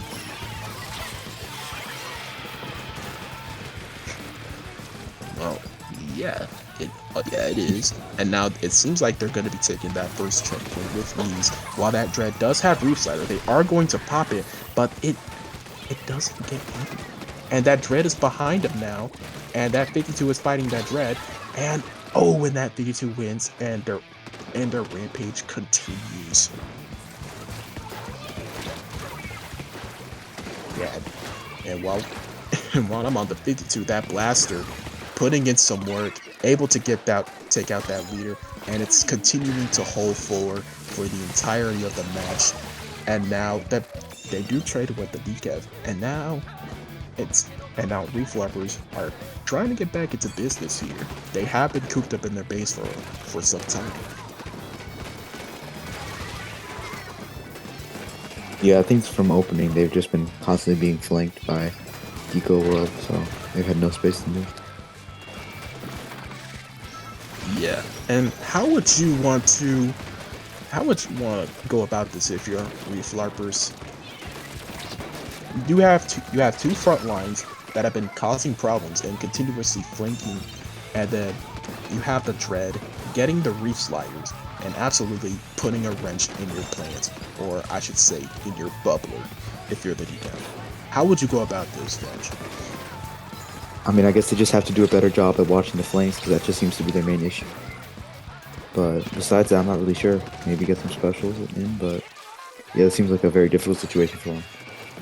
And as such, and as you say that, 3 go down on the side of Geeko World, and now it seems to, and now that blaster is still holding on to forward, but they're going to go down, 2 down for the side of Geeko World. That's going to be that Dread and that blaster, and that 52 is still holding forward, right there, and they're going to get that Umbrella. And now it's a Dread 1v1. They are going to Reef-Slider, but they're not able to get no one. And it seems like the leader, and they're going to get that Dread. And now they're in prime position to push. And, oh boy, they're forcing Geeko World back. And now they're going to take their front. They're flat. Do they see the 52 flank? The Jet does see it. And they jump out safely.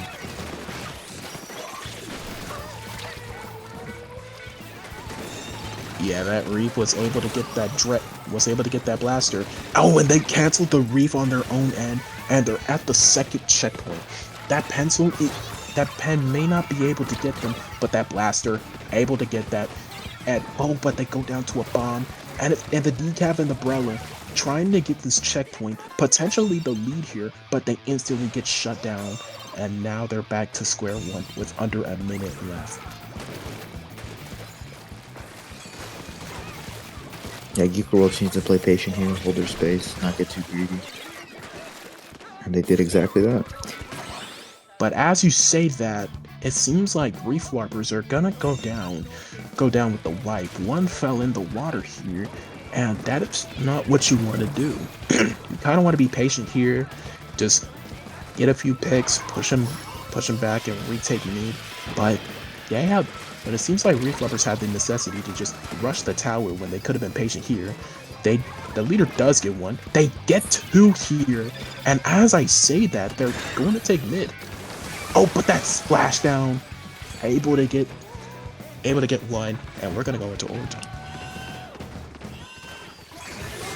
Interesting choice to not put the bubble on that tower, but they do keep it.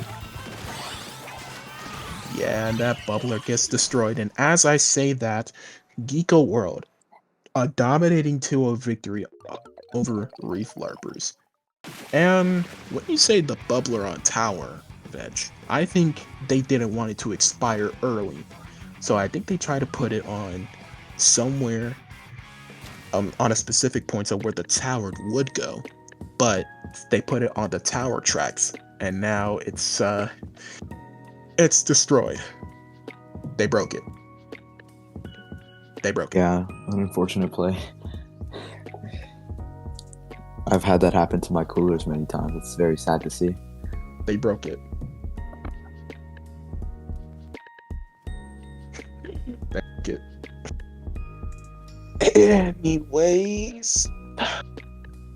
Anyways, we're gonna put you on a commercial break, and we'll be back to cover the semifinals. And let's go to commercial.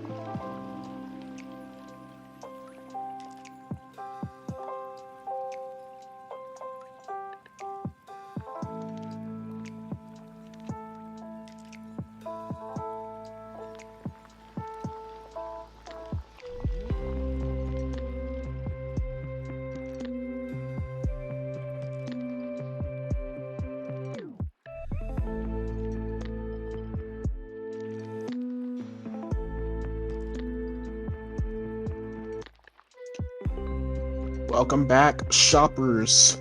We are nearing our closing, so I think it's best to make your final selection and declare who you got for the final matchups in the shopping spree as of now. But we're gonna go into the semifinals. It's gonna be Black Diamond versus Swag here. Now, this could be an interesting matchup depending which team would go to the finals here. So I'm excited to see who's gonna advance here.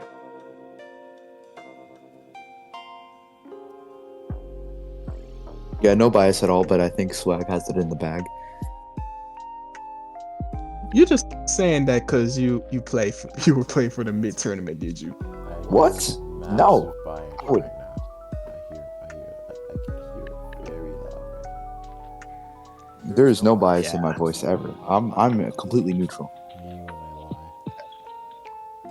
As neutral as oil. Even the caster knows. Veggie Burger.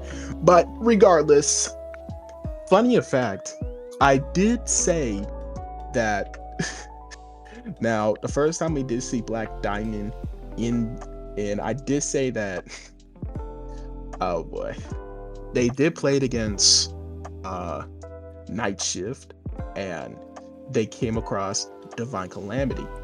Now, even though they did was able to get the necessary points to go forward, but here's the funniest part: Double Black Diamond beat Divine Calamity.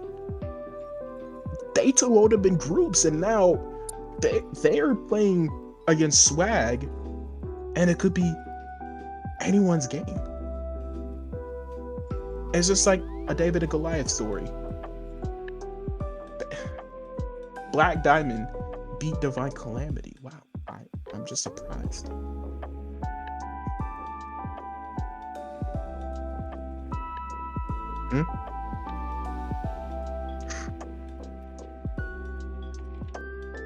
All right. And now we're going up against. And now the first match is going to be Zones Shipshape. Now, this is a pretty linear map. Retake is going to be brutal, but these two teams are going to have a good game. Yeah, we'll see how it goes. Especially lower seeded Black Diamond. Now, I am convinced that Black Diamond, I don't know. I am at a loss for words. I did not expect Black Diamond to beat Divine Calamity here, the top seed. But nonetheless, we are going to see these comps, and they're running coolerless here. And Dorado's on that 52. I thought he was a Dapple player, but nonetheless, he did play 52 on his days on agenda. But it seems to be that we're going to be underway in these matchups. And just like that, it is 3 down on the side of Black Diamond, and Swag is in prime holding position. Yeah, really good opening on the left side just to rip it out of the leader's hands. Yeah, but I don't. Oh no.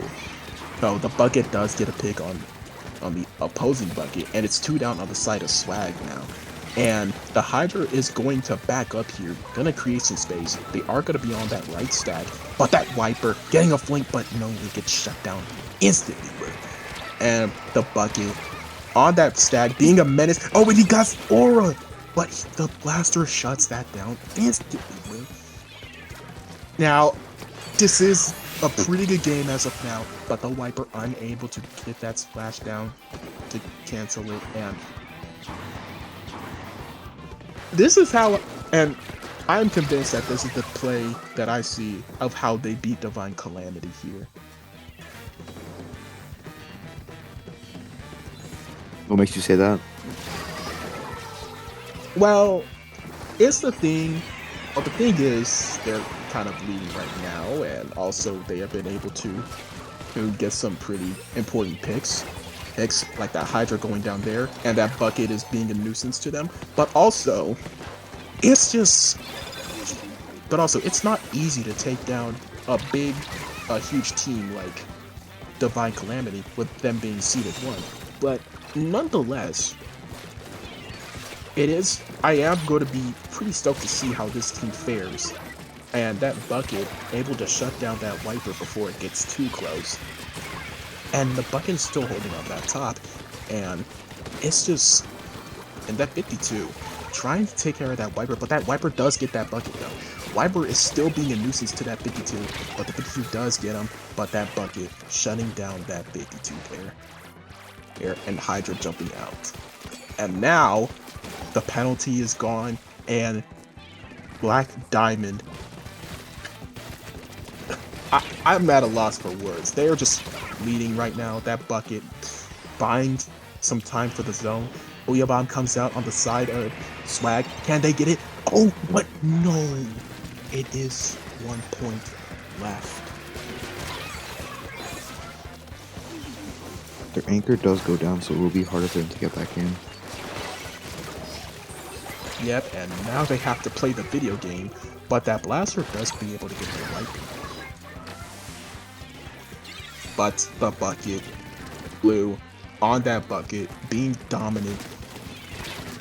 as being dominant. They were able to get that 52, and they get and they get Sheba on that opposing bucket, and now it's just wow. I'm at a loss for words, cause what is going on? What? I didn't even see this coming, and now it seems like Black Diamond is 3 down, and now it's Swag's turn to hold here. See if they can. They essentially have to knock out here to win this set, so this round. So it could be anyone's game. Yeah, they only have Hammer to get in so far. Do they see them on the left? They do. They do pop it. Not too much value off of it. Yeah, and as I said, retake is going to be pretty difficult. Retake is pretty difficult when it comes to being on this map, and the map is pretty linear too. They do have strikes, and the splashdown does able to get some chip damage on that bucket. The end try does go down. It is and Swag was able to get the victory. Swag taking game 1 from pushing back from the jaws of defeat and takes game 1 off of Black Diamond's hands. And now, ladies and gentlemen, this is a game on. Yeah, I think Swag did a really good job there of just not getting too panicked when the points were ticking down and just waiting until everyone was ready to get the retake. And they just held really well at the end. Yeah, and Veg, giving you an agenda member, you gotta admit that puts you on the edge of your seat. You gotta admit. I can't admit to that. Yes. Yeah, it's not ridiculous, and I'm seeing how C10 defeated Seed 1. It's just wow. I'm just shocked.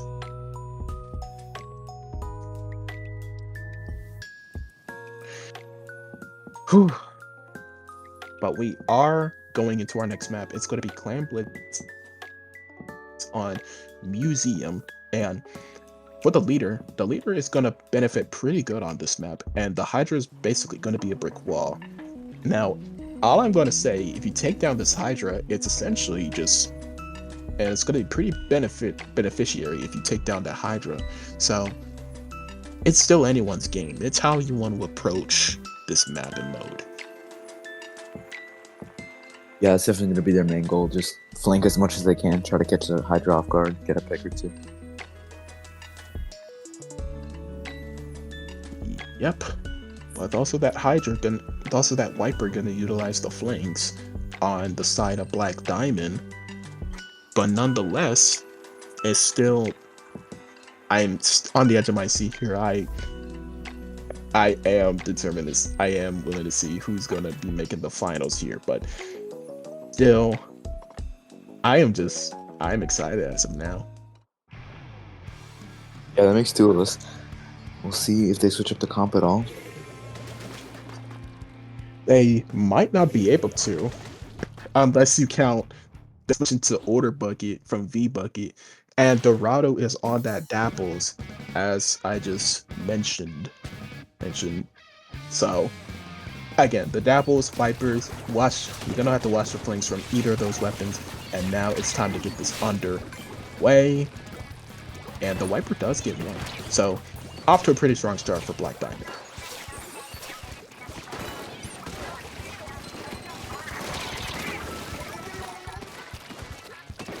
Oh, but that Hydra did a really good job there, just cleaning up the fight.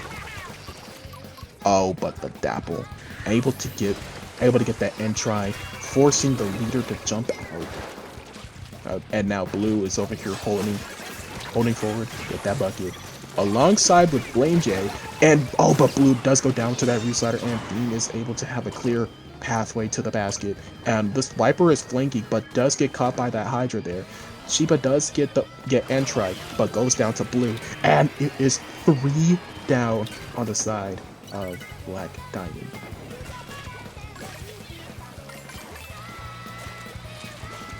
I'm not sure if they see that the Wiper is already in their base. They move really, really fast.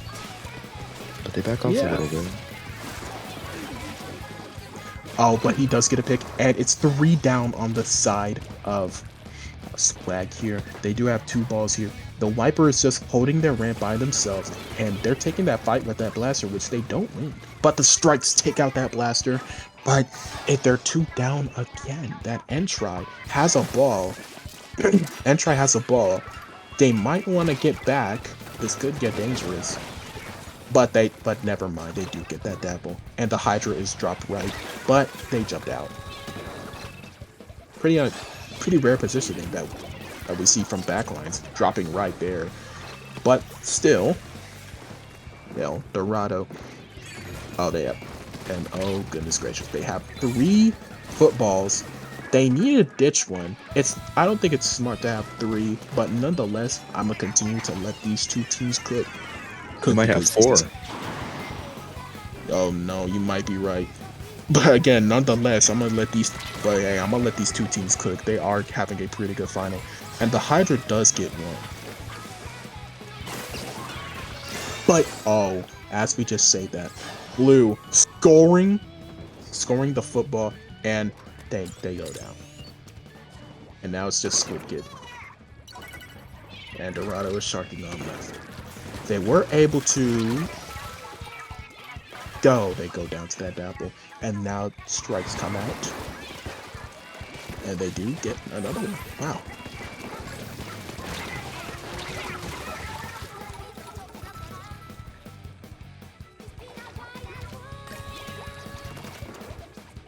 They are 2 down, but they seem to still try to make a push happen. Yep, and as such, they're all pretty bunched up there. You kind of don't want to do that, but as I say that, the Hammer does get one, and Dorado is right behind them. This essentially makes it but he's so one, but no, he jumps out, able to avoid that 3v1, that scary 3v1. Viper tries to go in there, but it does not work, and the Entry tries to help him out, but gets punished there. Leader able to take out that bucket here, and now they have a wave breaker on their flat, and they are looking like they're ready to push there. Strikes do come out, and they're looking like they're scoring here, but the Reef Slider able to push him back out, but they're 2 down. Now, Blue tries, but doesn't fail. Sticker with the elite defense blocks these 2 from scoring, but as I say that, they are down 20 points. Shiba able to get a pick, and now it's under a minute to go. It's anyone's game. They might have some strikes soon, so that might play a big part in their push if they can make something happen. And as you say that Vegetable, they do go down to that leader, and they're 3 down. Oh no, there are 3 down, and that bucket able to get that Hydra, and it's just holding forward. They have one more. They're 1 more to a ball, and that's what they're exactly gonna do. They're gonna get that, and they're gonna throw it back. And now it's a bucket 1v1, and Shiba jumps out. See that happen? Reef Slider does come out there, and they go down. 2 go down on the side. 3 down on Black Diamond, and they need to make this quick. Then they need to make this push quick, or it could be GG's for them. And they have 2 balls, which could be pretty huge for Swag here. But that bucket does go down. They tried to get that ball, and which they do, and it could be. Oh, and this could be huge for them. They do get a ball going. Oh, Dorado has one. Oh, and he doesn't get it. This could be huge. Sticker pulls it in. Yes, he done it. He's done it. Sticker with the save, and we're going to game 3 with Swag up 2 apiece. Wow, what a buzzer beater there. I was really on the edge of my seat. I thought it was over.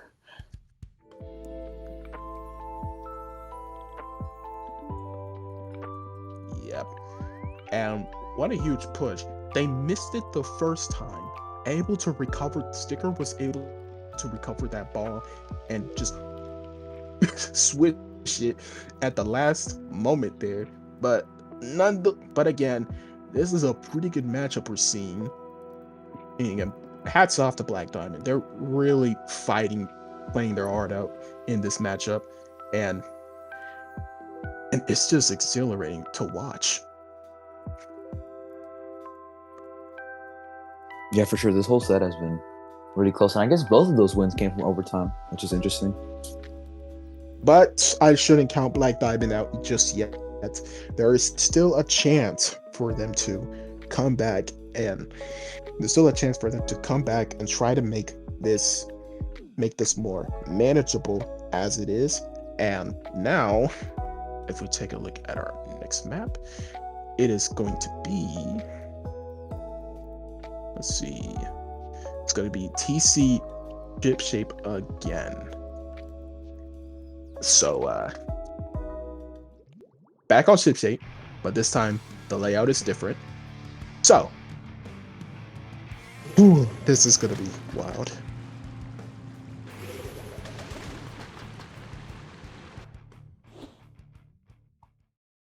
All right, here we go. And as I say that, the Dynamo comes in for the side of Swag. Dorado is playing that. I don't know.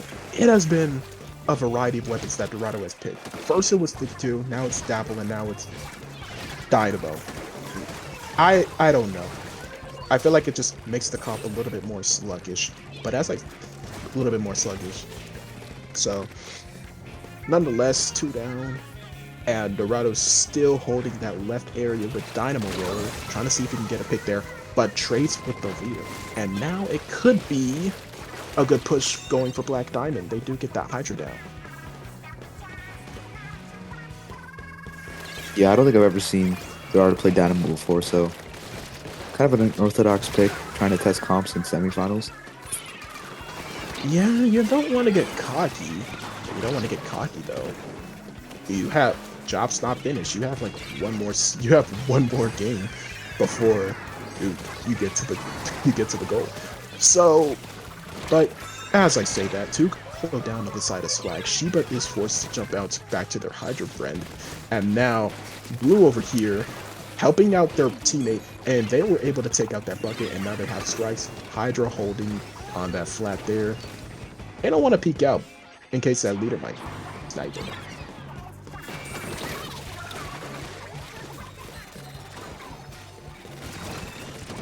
Yeah, the bucket's just doing a really good job of holding the left, putting some pressure on their plat. Wow, 2 go down.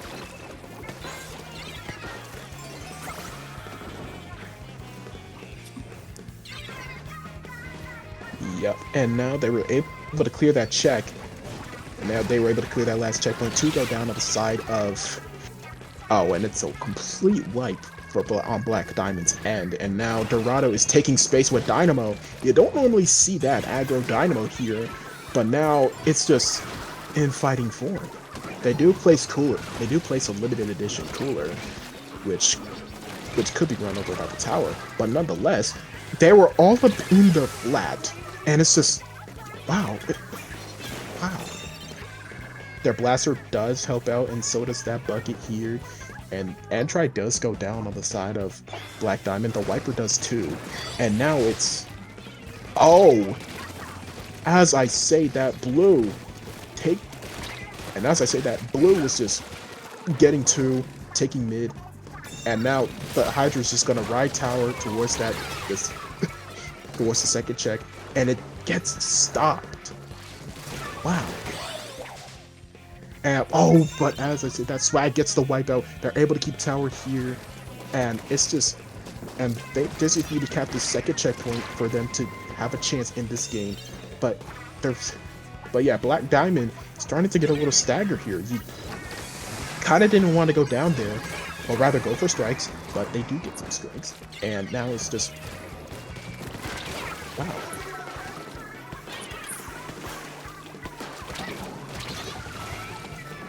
Yeah, both sides just trading picks back and forth. Neither can really seem to drive the other out.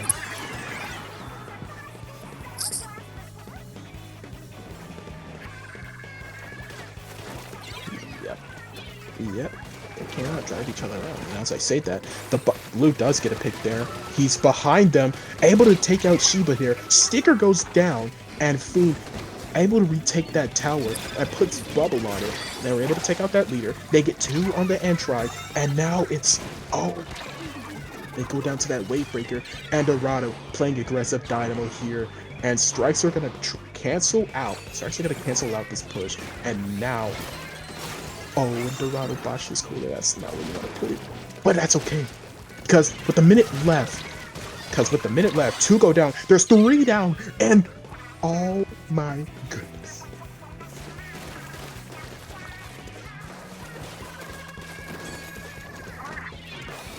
Well, I mean, I think. Go ahead. How did they do that? I don't even know. I don't know too, Monfrere, but it was just a bloodbath, and neither team could have gotten an edge. But now, Black Diamond might have a fighting chance for them to make finals. That Wiper able to take out Shiba here, and now they're not able to touch tower as Strikes are going to come out into play, and we're going to go to game 4. We're going to be going to game 4.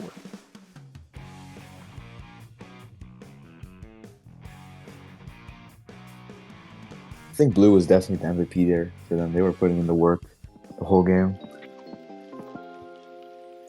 Yeah, most of the times it's just Blue this, Blue that, and really throwing a wrench in Swag's plans. They had that check, but just couldn't be able to get those extra points that was needed to take the lead over Blue Diamond. They were able to get their lead set up, and now it's just going to be. And I was just, wow. How do you come back from this? I mean, the Dynamo pick just seems like a careless pick. You don't want to make that choice and then give up a game, give the other team momentum. Yeah, I'm not really sure what the thought process was behind that. I think we'll probably see him go back to Dapple or Gal or Blaster, one of his big 3. As you say that, our map, we're going to be playing Rainmaker on Crab Lake Capital. So shoppers, please don't go anywhere, as we are going to get this underway very shortly. Now, I think it might be a 2-2. We're going to go to game 5. I'm calling it right now. I mean, I don't know. This is a Hydra's playground, this map. Yeah. I mean, if you got to, utilize the grids more, yeah, you're right. This is a Hydra's playground. But I think we're going to go to game 5. It's not ridiculous. It's a pretty good game. Honestly, we'll see. It's so cold. But as we're going into the last round, there is a zap. So Cooler is gonna so Cooler is gonna be an important here. And there is a 52 that Blue is holding with opening Gambit and QR. You don't see QR Gal nowadays. You only see swim speed. Very aggressive. And just like that, Blue was able to get one on the Blaster. They're getting 2, and the Zap is able to stop their rampage.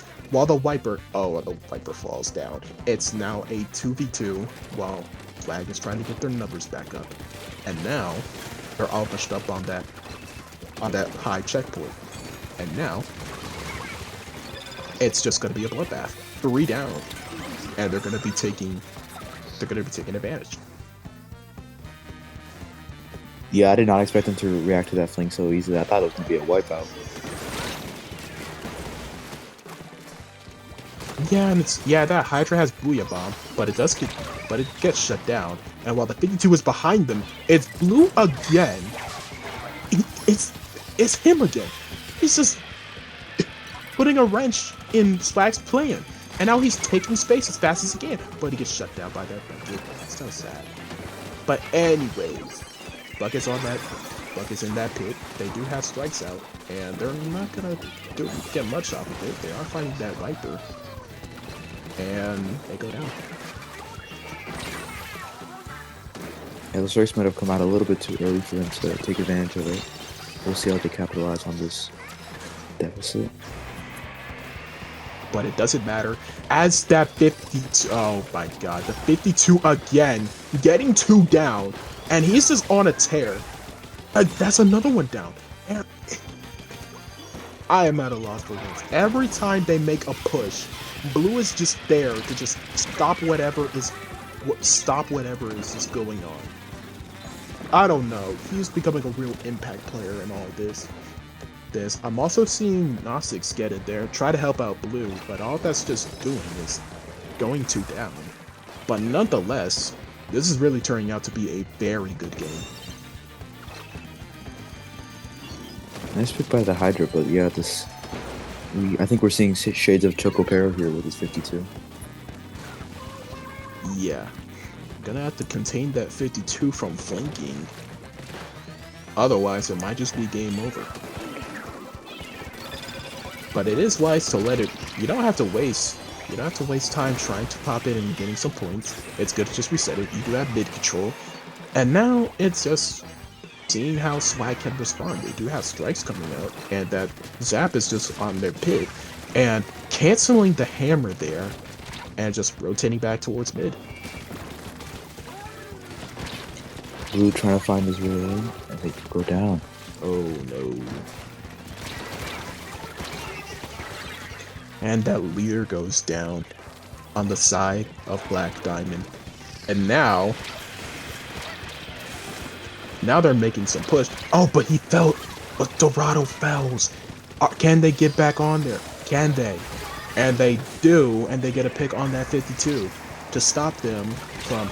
Oh, and he fails again! That's impossible! That's impossible! He fails again, but the Rainmaker is still on there. And they were able to push for 19. And Dorado jumping in, he goes down, but they need to go as fast as they can just to take space here, holding that top. And now they have Hammer, they have Wavebreaker, they have the specials they need to just get through. But as I say that, 2 goes down. So now what? If you're a Black Diamond.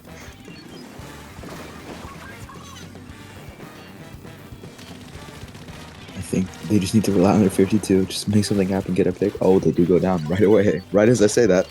Yeah, but... Yeah, you normally don't want to play hero mode when it comes to these matches. Even though the 52 has been dominant, you don't want to, get too hyped up. You want to, calm down. You want to stay in control. You don't want to make any hero plays that can potentially cost your team and do anything rational. But as I say that, Blue is holding that top. They could be able to get a pick there, and they do on that bucket. This could be dangerous here. They do get that Hydra.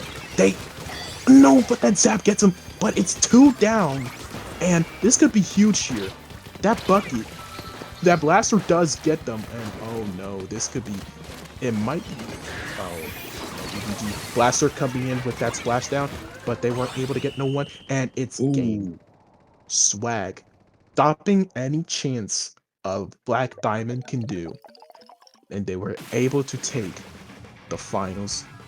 They were able to go to the finals where they will be facing the winner of semis, the winner of the other side of semis. Yeah, I don't know what happened to that Game 5 prediction, but I think I have you beat there. Shoot. Yeah, you did. Not gonna lie, you got me. You done got me. And anyways, as I say that, our final matches for Shopping Spree is going to be complete. It's going to be Swag against Geeko World and Black Diamond versus Divine Calamity. And other news, grass is green, and it's time to take our lunch break. So, we'll see y'all.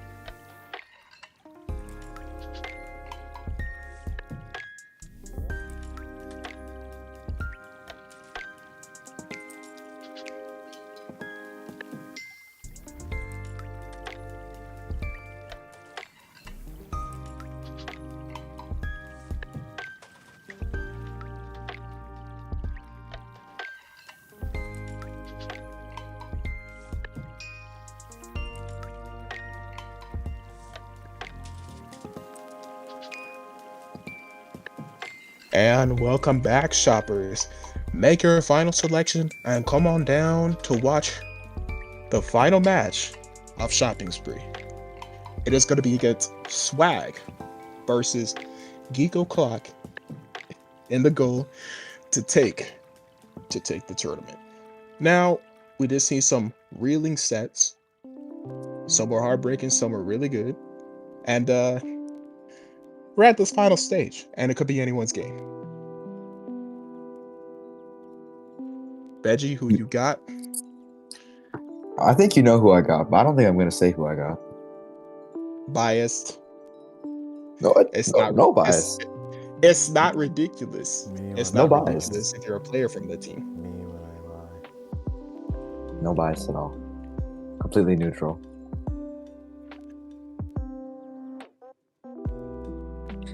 Yes. I just- See, even even Ashes agree. Who is our caster? I accidentally put my mic volume to like -94 decibels.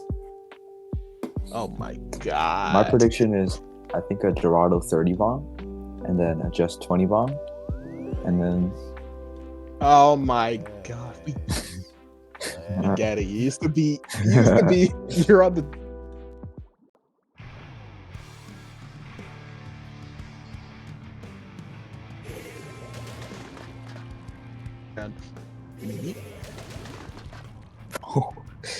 and we're going to and oh my god, this was good.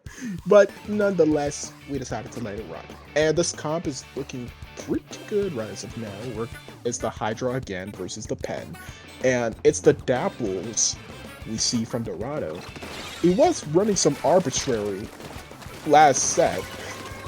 So it's safe to assume that he's going to lock in for this one, given it's the finals. And it seems like Swag's off to an early lead. They did a pick on that bucket, and the Zipcaster comes out, and it's on a tear. just like that, their foothold is gone. There's a jump there. And yeah, it's taken out. Yep, and now Dorado here try to hold their flat, but instantly gets shut down by that Stamper. And now the Stamper is being a threat here. They are going to go forward, but they get shut down instantly by Sticker. And he's going to rotate back towards Dorado. And now it's time for their turn to retake. Strikes do come out on the side of Swag, and they're just in prime holding position. They do have that read slider if they try to challenge the retake. And this could be looking scary here for the side of Swag. They do get a pick, and oh, this could be scary. They were able to take the zone. Yeah, nice retake there. Last one was the Dread. And now, that Stamper is over here causing a distraction. It seems like Snowman is able to go into mid, but instantly gets shut down by Fiend. And now, Geek World has somehow manages to cap the zone. And the Booyah Bomb comes in from Fiend, able to force that pen back. And now, she's just covering zone with her weapon. They do have strikes here, but the 52 able to take out the strikes, but not with some collateral damage. And as of now, both teams have Reef Slider. It all depends on who pops it first. It's a game of chicken. Maybe some psychological warfare might come into play here. Damn, I'm hungry. Dang, I'm hungry right now. I could go for some. But anywho, the splashdown does cancel out with the Reef, and the Zipcaster able to get one, and it seems like Dorado is getting jumped. Can they get one? No, he cannot. He just gets double teamed down there, and now it's holding position time for Geeko World.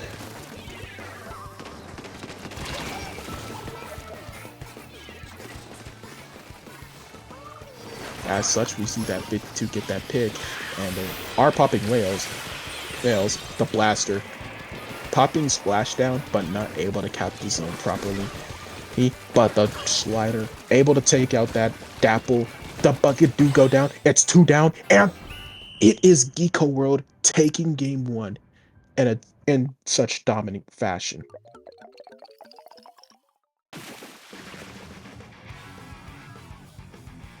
Yeah, I think so. I just couldn't really, when they got a foothold, they couldn't really hold it that well. Kiko just did a good job on it too. And next up, it's going to be TC Inkblot. And next up, it's going to be TC Inkblot. Now, it is to say that with Inkblot, you do want to. Now, Inkblot, you do. Now, again, Tower is a mode where you want to time your fights, take specific parts of the map, and really just try to get your backline or support or whoever's riding Tower just to make it a safe trip for them and try not to have too many casualties.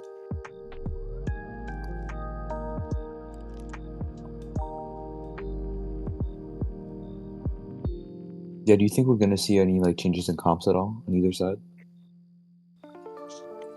Nah, not really. I know Geeko World is not changing, but I think Dorado, your teammate, might be changing a weapon. I have no affiliation with such person. Okay. But still, we might be seeing a change in comps, so that could be part of it. And yeah.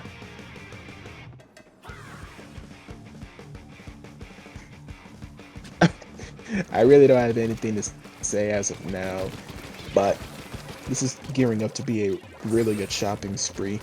It might be small with under 20 teams, but the matches were really strong.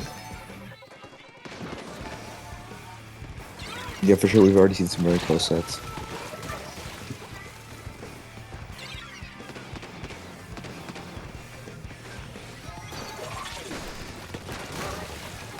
Yep, and as of now, we're going to get. Oh, we're already underway. Shoot. Anyways, they do have a blast. Anyways, they do have a blaster in exchange for the stamper here, and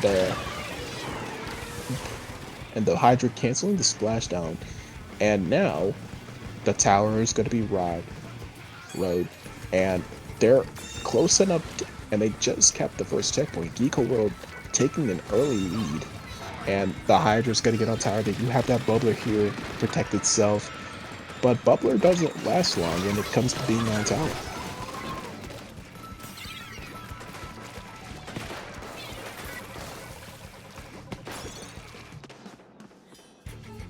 The blaster already making their way into their bats. They'll probably try to push to the Hydra. Yeah, and I just looked off of my screen here, and it seems like Geeko World is holding when I just saw the Hydra being on tower. The tables have turned really quick, and now the blaster able to get that bucket, and they do force splashdown, and now Dorado on that zap, just painting around trying to see if he can get cool. But the 52 being a nuisance as ever. It gets gunned down by that Hydra, and it's 2 down on the side of Geeko World.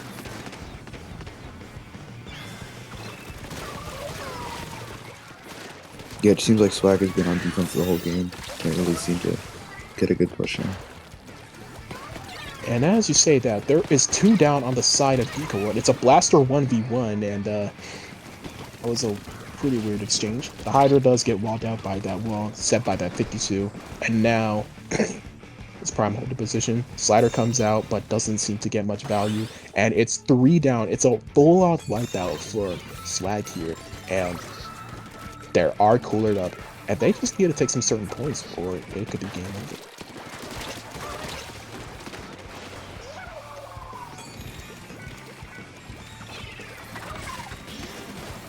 Oh, and the 52 doing its usual shenanigans, being behind the opponent, and now it's up to determine who And now it's up to determine.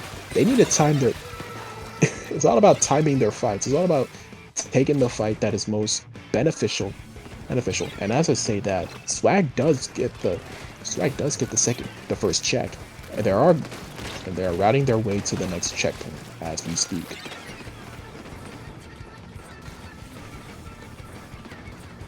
Two to go, three, a wipeout. Wow. Let's see a new lead here.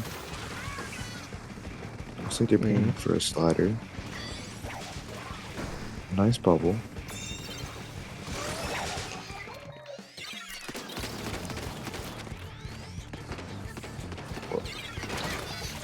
How did you just see that? Yes, I did. This. It's a dogfight on tower. It was a dogfight on tower, fighting for lead, and now Swag has turned this game into a full 180 and is now on the defensive side as they are defending this, seeing if they can try to stop anything from happening here as the slider was a bit too early, and now they were able to get one. They were coolered up there, so they weren't really worried about losing numbers here. But Dorado is playing a bit frontline-ish as playing for Zap here, but Sneak Eye does go down on tower here, and Snowman is fighting for that bats, and it seems to me that he's got a bit struggling up there. He does pop Reslider at the nick of time, but no, it doesn't get much value. And the tower is up for grabs. There's two down on the side of Swag, and it seems to be that Snowman here. They're grabbing Cooler, and they're striking tower. Oh, and they're not going to get it. It's going to be Swag taking game 2 and keeping this one alive from a scary... Oh my god, I am at loss for words. This is really good as of now. A really good match.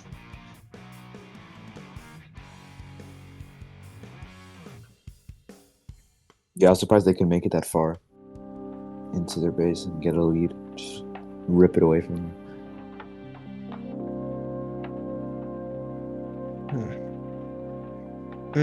And now it's even at one apiece. So y'all take a breather, get a bev if y'all need to, get some snacks, because I have a feeling this finals is just going to be more action packed than as it already is. Like, it's a really good finals as of now, and wow, I'm really glad I took off. Really glad I took off work for this. For the night shift, actually. Don't you work here though? How would you take off work from where you work? Do you get the idea? Like, took off work IRL, and now work at the night shift here. Get it? Night shift. You have a real job. Huh? Couldn't be me.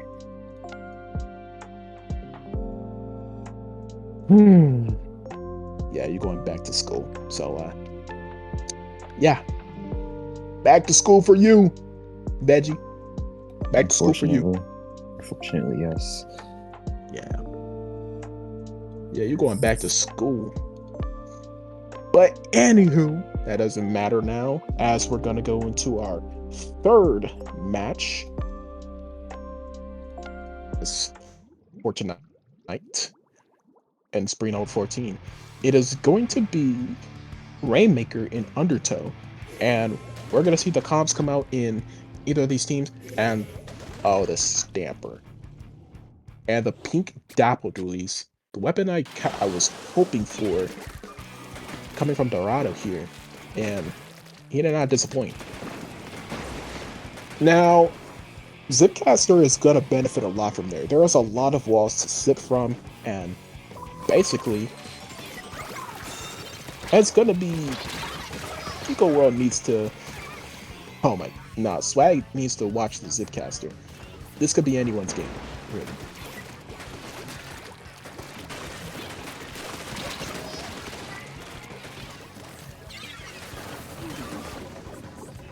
And Shiba here, they're gonna go down here, and Geeko World is already taking advantage of this. Dorado gets the flank, and they're stopped at 66 as they get a pretty good lead going. And it's two down on the side of Swag here. Snowman holding that, and they're gonna jump off the map to reset the Rainmaker, which is a pretty optimal move when it comes to getting pushed here. And Sticker fighting with that Dread here. They are gonna go to mid, and the Dread 1v1. I like to see it, but Shiba doesn't pay no mind to Snowman here, and they go down after a botched reef slider. And Dorado here is on the flank. They are chasing Geek, and they get the cooler off, but they do get the cooler off, but it's kind of in a random position here. And Dorado does rotate back. Oh, but the lasers catch up to him, and now he goes down. Snowman on that left side. He's looking to take this Rainmaker and head towards left here, as there is nothing stopping him, surprisingly, from getting this checkpoint. And now, Swag here, able to repel them back, and Dorado here goes down to Snowman. And it seems like they're just gonna hold mid here, and I just realized they haven't got checkpoint yet. So what could happen, could happen. But aside from that, they almost got it. Yeah, I don't think it's really wise to settle here just to play defense there. I think they will still want to get one more push in. Yeah, essentially you do want to grab that checkpoint just to make it not be a problem. But as I say that, they do get the wipeout though. And surprisingly enough, they're having a tough decision on where to go with this. They do want to go right for that quick check. And Dorado here making sure they don't get the checkpoint. That hesitation just gets them wiped out. And now Swag here taking mid, and they have the full jurisdiction on where they want to go with this Rainmaker.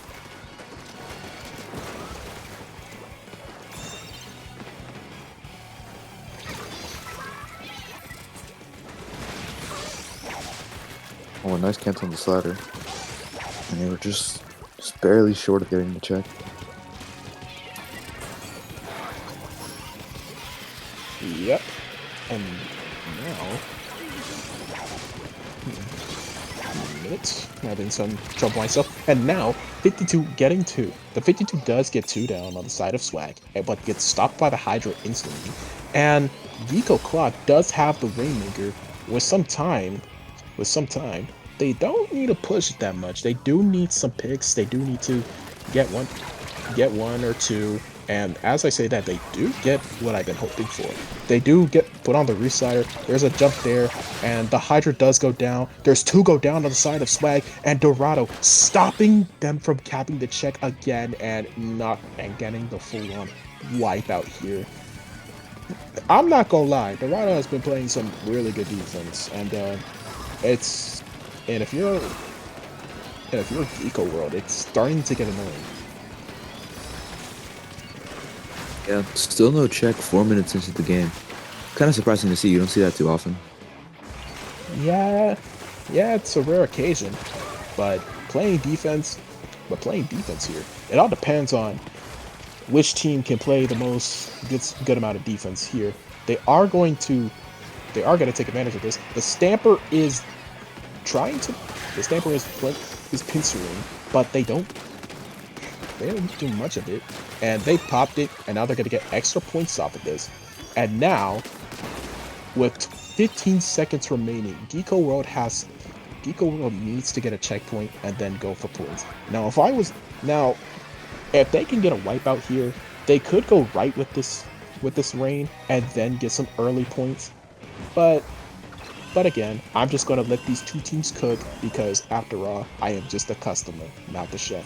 But anyways, they are divided here, but it seems to me that they're going to right, and this forces Swag to rotate back, and they get one down. Oh, but no, denied. It is now 2-1 Swag, and it is gonna be the final, and it's, oh my god, it is match point for Swag, and it all depends on the next map.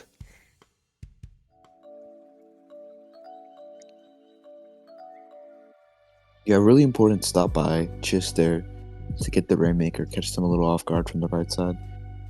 I'm surprised that they even left that left side open at the end. Again, I think it's all because of miscommunication. What happened, the problem was, they wanted to push, but they didn't know where to go.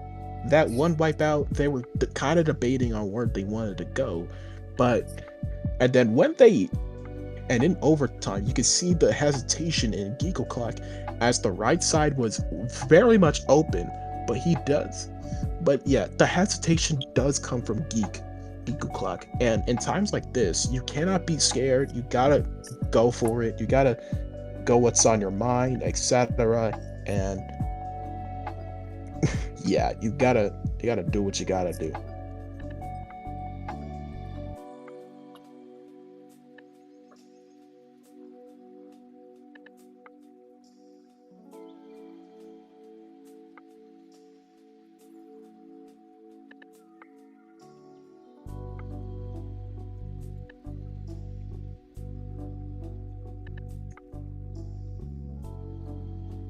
I think it was a very good choice of Dorado to go Red Dapple there instead of Dynamo.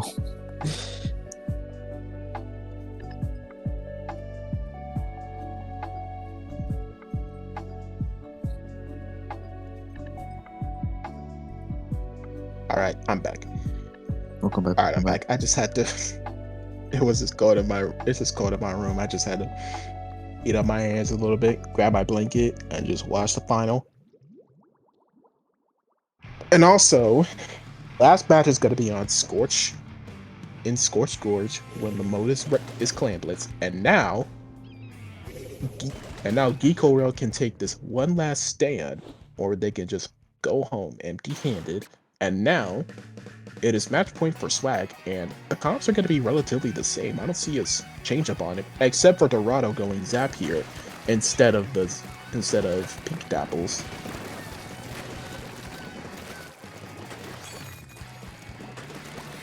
They're both comps relatively similar, but we'll see who can take a foothold first.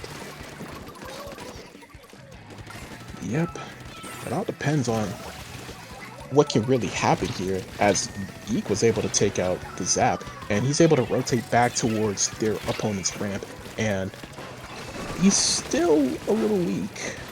He's still low on health here, and Geek is trying to dodge sloshes from the slosher, but he goes down, unfortunately. And oh my god, Blaster is flanking, but he doesn't benefit off that flank. Yeah, both teams really just trading picks. They can't really seem to get past their ramp. Maybe the strikes will change that. Yep, a minute left into the game, and it seems like neither team is making any sort of a stand here. But we see Sneak Eye over here getting three, just walking into Swag's base by himself and scoring the clam. But now, that's just the only thing he'll get in, and it seems that instead of getting an early lead, Sneaks just gave him a free power. So if they were able to get one in, then it could be bad. But as I say that, Snowman gets two, and the Blaster just holding there, and it's 3 down on the side of Swag. But instead, the Hydra just holding tall and getting 2 for the wipeout. And now they have mid control with 3 balls.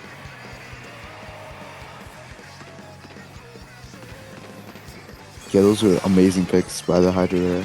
I don't even know how they pulled that off. That's just pure mechanical skill. That's just what they do. Anyways, the Hydra does get the 52, and he is just going to sneak in. He's going to sneak one in, and there's another one in, and Swag and Dorado's going to jump out after that hit and run. And now, there is 3 down on the side of Swag, and mid control is going to be very necessary for Geeko World to take, and now they're on their base.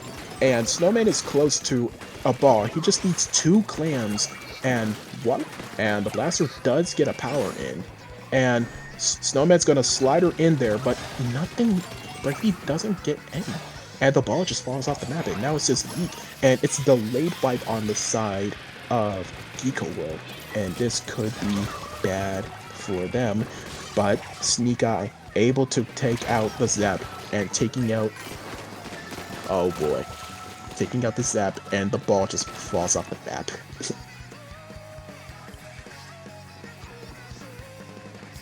They still do have control over it, so they can definitely make something happen. They're really close to the ball. Will they try to make one?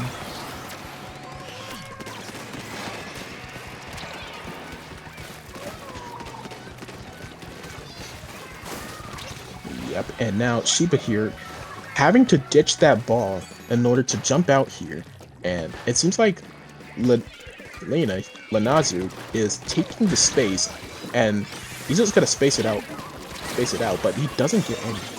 But now Snowman gets 2, but Sticker holding strong, and he's able to get 1.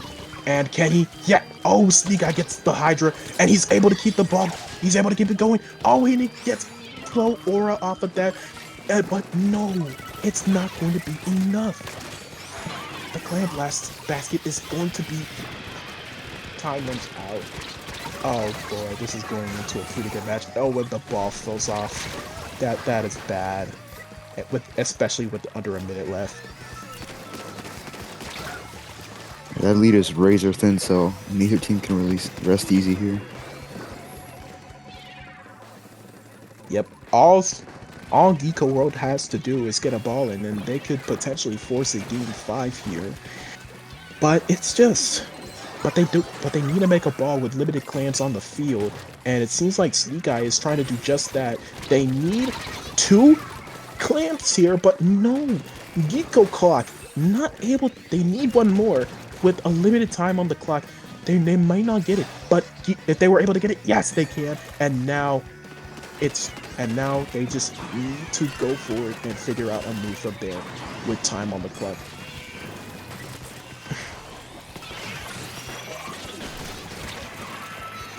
Oh, nice pick. Oh, and oh, No. Oh no. time is running out. Oh Can they no. make something happen? They can't get it in time, and now it's just game over.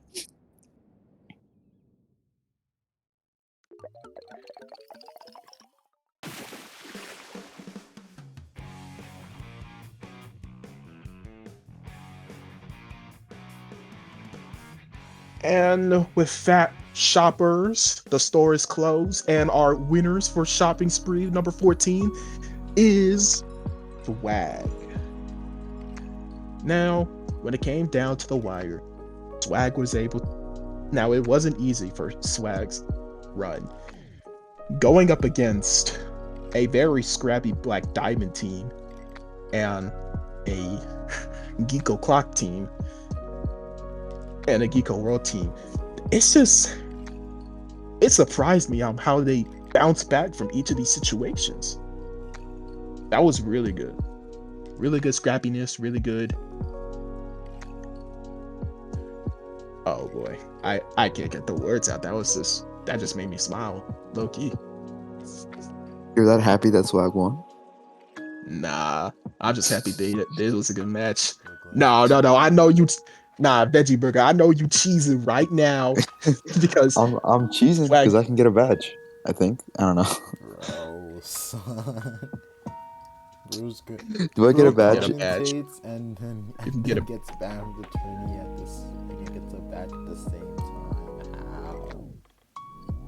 This is the method. Exactly. You basically just commentated for one and then just you're just doing a double right now. But anyways, nonetheless, congrats to Swag on such a S-tier tournament. And we will see y'all next time. And that is the end of Shopping Spree number 14. Peace.